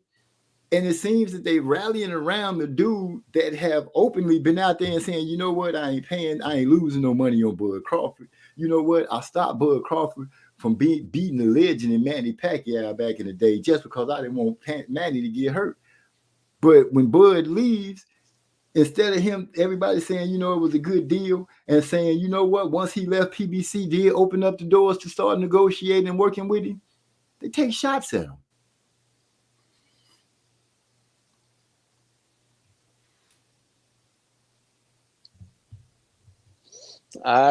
So I say, yeah, once they split ways, yeah, it was somewhere it's going back and forth. It is what it is. We see Terrence prevail through all of that. Did Bud get to do business with the powerhouse, which is PBC, to get a fight with Earl Spence? Yep. He got a fight with Sean Porter. The guy that everybody thought would be a hard fight for him because he gave Earl such a hard fight. Now I'm just rattling off out of my mind fights that people actually called for and got. People actually asked for those fights. They asked for the fight with Sean Porter to see, as he would be a catalyst for Terrence Crawford, to see how he would handle the whirlwind that is Sean Porter. Regardless of how the fight ended or what took place in training and everything, they got the fight that they asked for. That happened through PBC. Earl Spence and Terrence Crawford, who had their merry-go-round in negotiations and everything, had a whirlwind of negotiations. Things were said, all kind of stuff went on, but we got that fight. And the only thing I see fans trying to do, because it's not good enough that Bud won. Now it's got to be, forget all the antics and things that took place during negotiations, with Bud get on there and read the letter and how Heyman's a good guy and all that kind of stuff. We want to say, forget all that. Bud should be graced with even more. He should be graced with being an easy cog in making this fight. Not that he won and he whooped that ass already. They want to take the fact that Earl actually conceded to what Bud asked for. There's video where he's saying it. But y'all want to even take that from the man. I don't get it. I ain't taking it away from him. Like I said, I heard it. I heard them words out of his mouth. I heard them thank each other. So yeah, They both came together. They had to, negotiate, give up a little bit here and there. Here's why I'm riding on it so hard, because when Earl said you made this happen too, Crawford doubled down and said, no, this wouldn't have happened without you. He said something because if you listen to it, he gave reference to it twice. Something I like to do is to dig deep into something especially when I get to hear it. I get to listen to it a lot of times because, like I said, listening to them talk instantly and stuff like that made me have a little difference of my opinion with Crawford. So him stressing it like that let me know, in my mind, if I was a judge trying to get to the bottom of some things here, I would say, okay, that move right there, stressing it twice, means that this dude did something to really make this fight happen. He gave something. He went against his team wishes. You're right. So with that being said, I'm like, dang, can Earl at least get the point that, hey, I made the fight happen? I got beat up. What more do y'all want from this man? Blood from a turnip? Y'all don't want to give him his rematch. That's not true.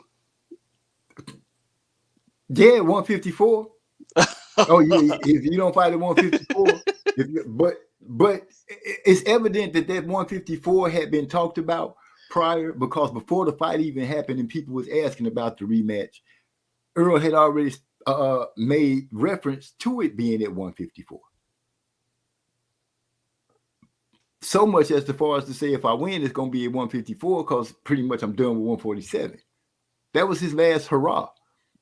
People want him to break his word and go back, so they could be able to finally say, see, I told you Earl Spence was a liar when it comes to this boxing game and what he said. Because I've seen people actually try to do that. Crawford made jokes about it in his Abernesian video thing that he did when he was talking about it. He made a reference about, he talking about he keep his word, but look, he finna fight Keith Thurman right now. That was Crawford that did that. Well, your man, he did reference, 154 and all that, but you got to also remember he was speaking with the mindset of him winning that fight. Shit didn't work out that way. Yeah, he was speaking, and now with the he not mindset the of him A side winning no that fight. more. He not the A side no more, so he don't get to call no shots. Okay, it is what it is. I could work with that, but I wish Crawford had not even entertained the fact that, sitting there saying, "Oh, it's hard for me to make 147." So fighting at 154, we definitely can entertain it. You already know this man. You know for a fact this man killing himself to make 154. Hey, we can entertain that. Let's talk about that weight and let's talk about that money. That's what's being entertained right now. Apparently, what you're telling me is, fuck it. We greedy. We don't really give a fuck about we how this fight goes. we the big fish. That is what I'm telling you. Didn't the big fish feed y'all? We the big, hey, yeah. And We back. Fish. We see. So what I'm getting at is the integrity of Crawford and his fans. And hey, we the big fish, and now we breaking off the portions. You're right. Okay, so y'all pretty much. I think I'm gonna go and say it now. Y'all jealous of Spence for whatever love. My fighter, that fans giving. My fighter, your fighter might be more skilled. He might be the better businessman, but for some reason it's stuck in y'all craw that the American fans like this dude. They show him more favor than they show you, and I think that might be digging off in his butt a little bit. I could be wrong. Hey, how we jealous? How we jealous, MZ? When my fighter, he being interviewed by Joe Rogan. He being interviewed by Earn Your Leisure. Your fighter, he being interviewed by the doctor about his neurological problems. That's okay. But like I said, unless I'm wrong, Earl Spence has been the more popular fighter in the eyes of the public. Man, both them brothers attached to each other. If you know Spence, you know Crawford, and vice versa. But you learned about Spence before Crawford. I'm sorry, but this is true.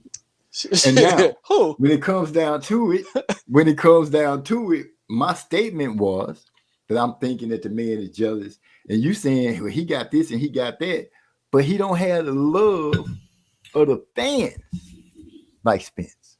See, there's a difference. You know what I'm saying? You can have a whole bunch of intangibles. You can be this and you can be that. But if you don't have that that the fans like, then you forever not there. Look at Canelo. Canelo got that that the fans like. So it's easy for him to not to fight the hard fights that we deem hard as hardcore fans. It's easy for him to move up and down in weights and not lose belts and do all the antics that he do because he got that about him that fans like. Okay, He's appealing MZ. to girls. So if your fighter got the why your fighter not being interviewed by Joe Rogan? At the moment, how many times you seen a loser get interviewed? So my fighter got the he like. No, right now you need to get in touch with reality. Right now, what your fighter has is the way that he beat Earl Spence. No, you my beat fighter Earl. has. Listen to what I'm saying here. Terrence Crawford, you beat Earl Spence. Not only did you beat Earl Spence, you beat him in such an easy way and easy fashion. Nobody wants to see you fight anymore. So who do you fight next? Now you start doing the dream thing of Canelo and Charlo. Canelo, who gonna fight at 168, who's not gonna budge, which means the only way you're gonna fight him is you fight him at 168. That's if he beats Charlo. It's not a foregone conclusion that he's gonna beat Charlo.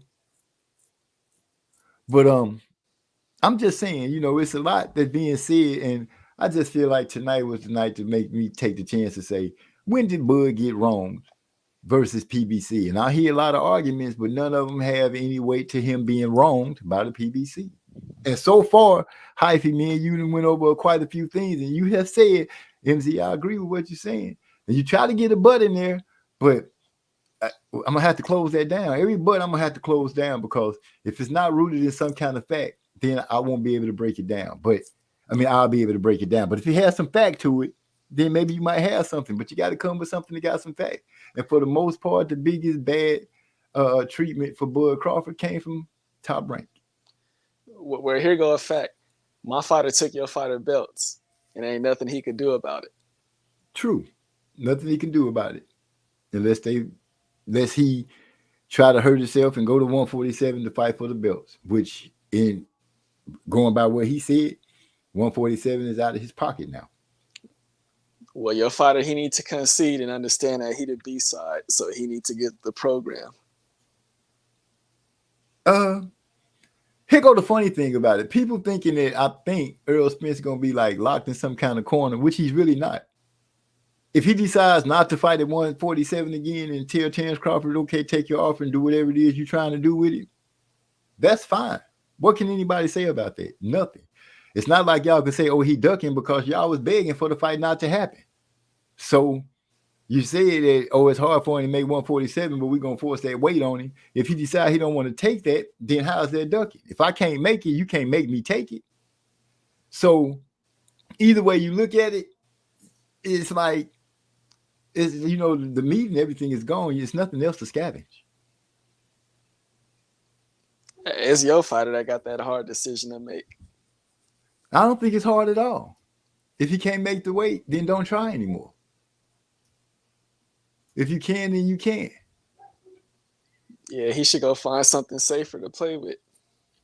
Well, let Terrence Crawford go ahead and move however he needs to move and find his next big thing. Yeah, I wonder what new what other podcast gonna call him. I don't think see him on ESPN. I don't think his negotiations with Canelo gonna go well at all. Well, you know how they go, MZ. We betting on ourselves. I don't care. I don't care who he betting on. I don't think the negotiations with Canelo is gonna go well, for the simple reason Canelo, if nobody's noticed, pretty much called the shots exactly on what his fight and who he fights and everything. Crawford won't be able to go in there and say, oh, I'm doing this, so we ain't going to do that, because Canelo is, I'm sure everybody agrees, is a bigger star in boxing than Terrence Crawford, regardless of how we feel. So that's a fantasy fight that people really looking at, but in retrospect, I'm like, is it really a fight that's possible, that can really happen? This man already saying that he won't get credit for beating Crawford.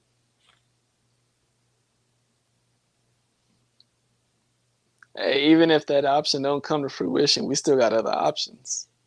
Like what? Oh, okay, we Bouncing got. around in weight classes? You're not finna tell me he finna go on some kind of gauntlet and chase down nothing but champions in different weight classes. Hey, we got Tim Zoo, that's out there. Tim Tszyu not a champion. Oh Tim yes, Tszyu he fight at is. 154, don't he? Yeah. Okay, so Crawford willing to move to 154 to fight Tim Tszyu, but not willing to fight at 154 to fight Spence. Neither one of them fighting for belts. Hey, he's a prize fighter at this point. Oh, okay. Hey, another one. You probably even think about this. You got Conor Benn out there. I wouldn't want to see nobody fight Conor Benn. He a drug cheat. Why would I turn him loose on somebody? Why would anybody turn him loose on somebody? The dude got caught cheating, putting stuff in his body, and then trying to come fight our champions and our fighters. No. No, he was finna get ready. He was getting ready to fight that man's son. Nah, man, I don't mess with Conor Benn like that. I'm sorry. Well, he got free, and it is what it is. And I mean, shit, to me, according to some people, it seemed like that would be an even fight anyways, because, Terrence, he on that snack program. He got pictures with Victor Conte. Ain't nobody came out with no dirty test against Terrence Crawford. So what?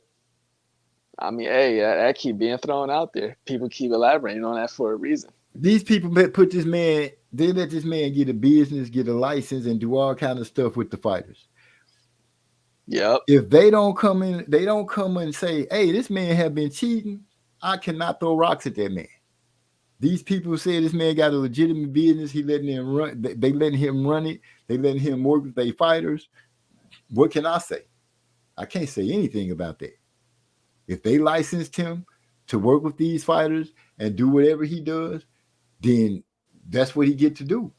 Until somebody levies some kind of complaint against him that he being dirty and making fighters dirty, then look into it and find out. But that hasn't happened. And just because fans say that, he did what he did back in the day, all I can say is I did time before, and when you do time, you do when you want to come home. You want to give me your second chance. If this man is making good of his second chance, then so be it. If he not, he'll get caught. What you do in the dark come to light. Hey, speaking of working with Terrence, I've been listening to these interviews from Blu-ray. He sound like he a big fan of Terrence. He might want to work with Terrence if you ask me. Who, Victor Conte? Blu-ray. Oh, well, if Terrence Crawford want to have him, have him. I don't know what happened with him and Earl Spence. Don't really care. They broke up. It is what it is. He moved on. It seemed to work good for him. Blu-ray doing whatever he doing, and it is what it is. I'm not going to advocate for everybody that's on the boxing team. I can't do that. I can't be a fan of all those dudes. All right, well, we got to come to some type of agreements on, what exact adjustments got to be made to get this man a real good chance to be successful in this rematch. And we can't just say, oh, the weight. It got to be more than the weight. Well, him operating at a more close to optimal level is something different right there. Tightening up on his defense a lot more, not leaning when he throws, not reaching for certain punches. All those things can be done better because they weren't done well at all in the first fight. Him showing up being any of the Earl Spences before that Terrence Crawford fight would be a hell of an improvement. But I would expect him to be able to come in, work his jab better, be better on his defense. You know what I'm saying? Catch and throw, keep his head off the line, and use his defense better and stay on balance. Don't be throwing and reaching for punches that's putting him off balance. Damn, MZ, hey, my fighter stole your fighter's style and beat him with his own style. That's crazy, huh? No, that's the beauty of boxing. That's the beauty of boxing. That's why we like it. He stole his outfit. He grew his hair out like him. His outfit. Yeah, the Air Forces and the black socks. Oh shoot! I thought he had on that net thing. I thought it was pretty cool. Oh Oh boy, yeah, designed a nice little outfit. I yeah, didn't I'm even talking pay about attention to his shoes. the press conference, like right the last one before the fight. You know, it was something being made about how they wore the same shoes and socks.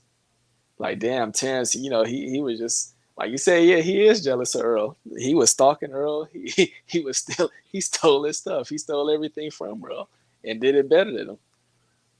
Well, that night he did. That That's night he was head crazy. and shoulders above him. Head and shoulders. But only the future knows what it holds. And hopefully we be privy to be part of it. If it takes place or where it takes place. Yep. So I would say, you know, once again, we hearing stuff. Most of the time, is from sources I would definitely not consider credible. Every blue moon is from a source that I would entertain and listen to what they saying. From what we heard, it sounded like this came from Steve Nelson. So yeah, I would listen to what he say. But at the end of the day, you know what's being said and stuff. We gotta wait until that final announcement come made, you know, for it us to see what's what, you know, what the weight is, what the rematch gonna be, you know, dates, all that type of stuff. We gotta wait and see what's what before, you know, this dude he not honorable, he a snake, he a thief, you know, all this type of stuff. We gotta wait and see. It's always fun to be able to concur, to just go over it. The only thing is, yeah, we can wait and see. But the argument that I've been building and I've been hammering on, I've only used the words from the inserts that they put out in the press themselves. I didn't go by saying or guessing or anything like that or coming up with some hypothesis. I just went by the words they said and kind of drew a conclusion on what I felt about what they said and then the things that were said after that from them. I'm not building an argument on sources or anything like that. I like to catch. I actually like to catch the fighters when they're saying it, or the trainer when they're saying it. That way, when I quote it, or you know, when I bring it back up, it's not like it's hearsay, but I heard it straight from that person saying it. So that's what this whole discussion was about tonight. Hearing what was said, and then now all of a sudden it seems to be a new course of action to take place. That's not an argument or a debate. That's just what happened. Yep.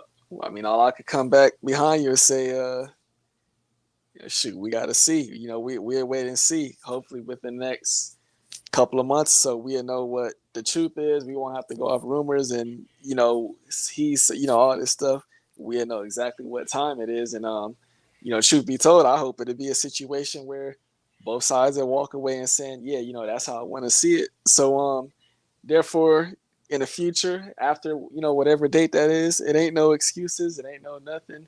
Um, you know, that's how I would like it to be Yeah, moving it's forward. with me it is what it is like that. And I'm gonna give a good example of a rematch happening that a fighter got something from it, even though they lost. Deontay Wilder. I don't know how well he handled it, but his status as far as in the eyes of fans grew immensely when he lost to Fury again. People thought he was going to lose and everything like that, but he got a chance to show the heart of a warrior that he claimed he was and everything like that. And people walked away from that fight giving him that. What if we had to listen to the people who said, oh, we don't need to see another fight? He got did so bad the first fight. We don't need to see another fight. That proved different. People walked away looking at that man differently. Yeah, he still lost. Fury was still a better man in the fight. But people literally walked away from that fight saying, man, that Deontay Wilder is a warrior. Well, I agree because I remember immediately after that fight what the atmosphere was, and you know, truth be told, Deontay he rubbed a lot of people the wrong way once you know certain excuses and reasonings for why that second fight played out the way it was, and I heard some of those people after the third fight, they left all that his they critiques for Deontay. They left that alone to congratulate him because he participated in and was responsible for us getting a real good heavyweight fight that we got that night. And so yeah, he did himself. He definitely boosted his reputation in a positive light. So yeah, that definitely helped him out. That's all I'm saying. Rematches are warranted in boxing. It's a good thing. It's not a bad thing. If you see your favorite football team go out there and get the draws beat off of them, do you say you don't want to see them play no more? Nah, you want to see them in the next game because you're saying, oh, they're going to turn it around. Might not be against the same opponent, but that's what your hopes are. Yep, and I'm acknowledging based on, from what we understand, it's a rematch. It's a contract for a rematch. Cause that contract got to be acknowledged and abide by. So that's what I'm going based off of. And that's what I always go based off of. If there's a contract and it's been acknowledged and the rematch has been activated, then that's what it should be. That's how I felt with Tyson Fury, Deontay Wilder. When the rematch pop up, if both sides recognize it, say they signed for it, and that's what it is, and it's activated, then I'm all for it. You never know what could happen. Yep, and I think some of us we just going. Sometimes it's gonna be good, sometimes it's gonna go bad. I used an example earlier, the Devin Haney Kambosos. I don't think any of us really wanted to see that rematch, but once again, it was in a contract. He had to abide by it. He had to go through the motions. It is what it is. So I think me and you, that's one thing we do agree on. We being consistent regarding our feelings about that contract. So I think right now it's probably in the early stages as far as what's going on, negotiating and stuff about the rematch. But I think it's a very good chance. It's very, very, very likely that we do get the rematch. Now the terms that come in between and all that, hey, we gotta wait and see. True. And that's I really didn't realize what we were disagreeing on. I thought you were just giving me hell for Crawford. Well, hey, anytime anybody from these fan bases come together, that's just how it's gonna be. Yeah, and I understand. But I feel like I got a chance to make a good broad stroke of the pen and paint a picture that this blaming PBC for Crawford's mistreatment, that's just not true. His mistreatment came from the place he left, the same place that people say other fighters left and became stars. They just, Top Rank is great for building. Certain people they can turn into stars, and certain ones they can't. Terence Crawford realized that he needed not to be a part of that establishment anymore, and he left. And as far as I can tell, big fights started happening for him instantly.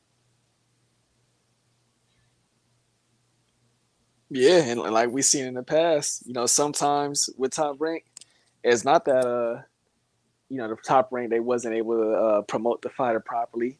A few times it was just that the fighter got so big as far as their status, they grew to the point they really didn't need Top Rank, and it made sense for them to take an independent route, in which they successfully did.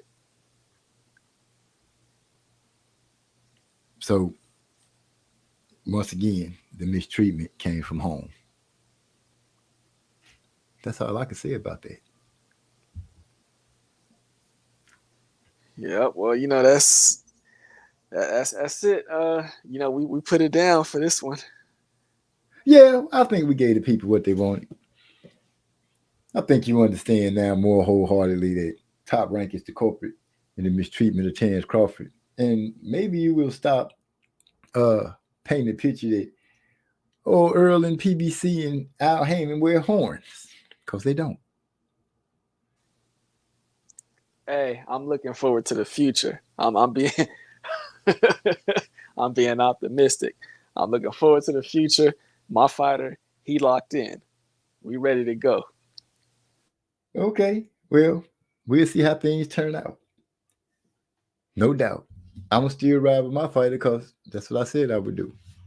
If Bud was fighting somebody else, then I'd be riding with him, but not against Earl. It is what it is. Before we shut it down, first time what? No, you just giving my last words. First time we came for them belts. Second time we coming for Blu-ray. We want Blu-ray on the team. I can just have him. We ain't even got to fight about that. We just fight for our get back. First time y'all took the belts, we ain't tripping. We going to the next weight class. We feel comfortable. Start our demolition of what is to be. But if y'all want some, you know where it is. Team Spence, baby. Yeah, well, in between now and whenever, we sure, some more announcements gonna come about. So we'll be revisiting this topic again some way, somehow. Yeah, y'all will be asking for the rematch next time, though. I'm just saying. And with that being said, I'm gonna drop y'all with this track, and we out. Professional,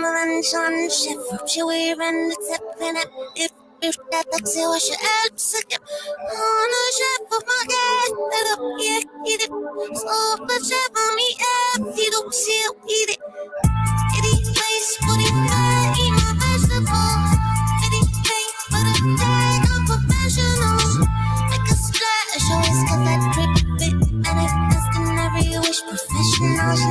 miss. Professional, she gon' go. Gonna handle all of this, yeah. Professional, she gon' go. Gonna handle all of this, yeah.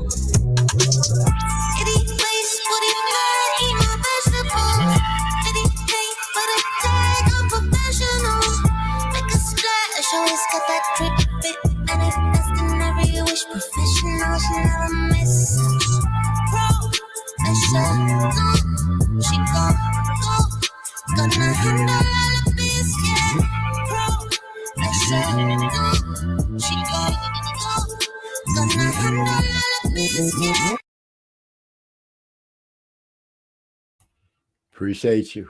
We out.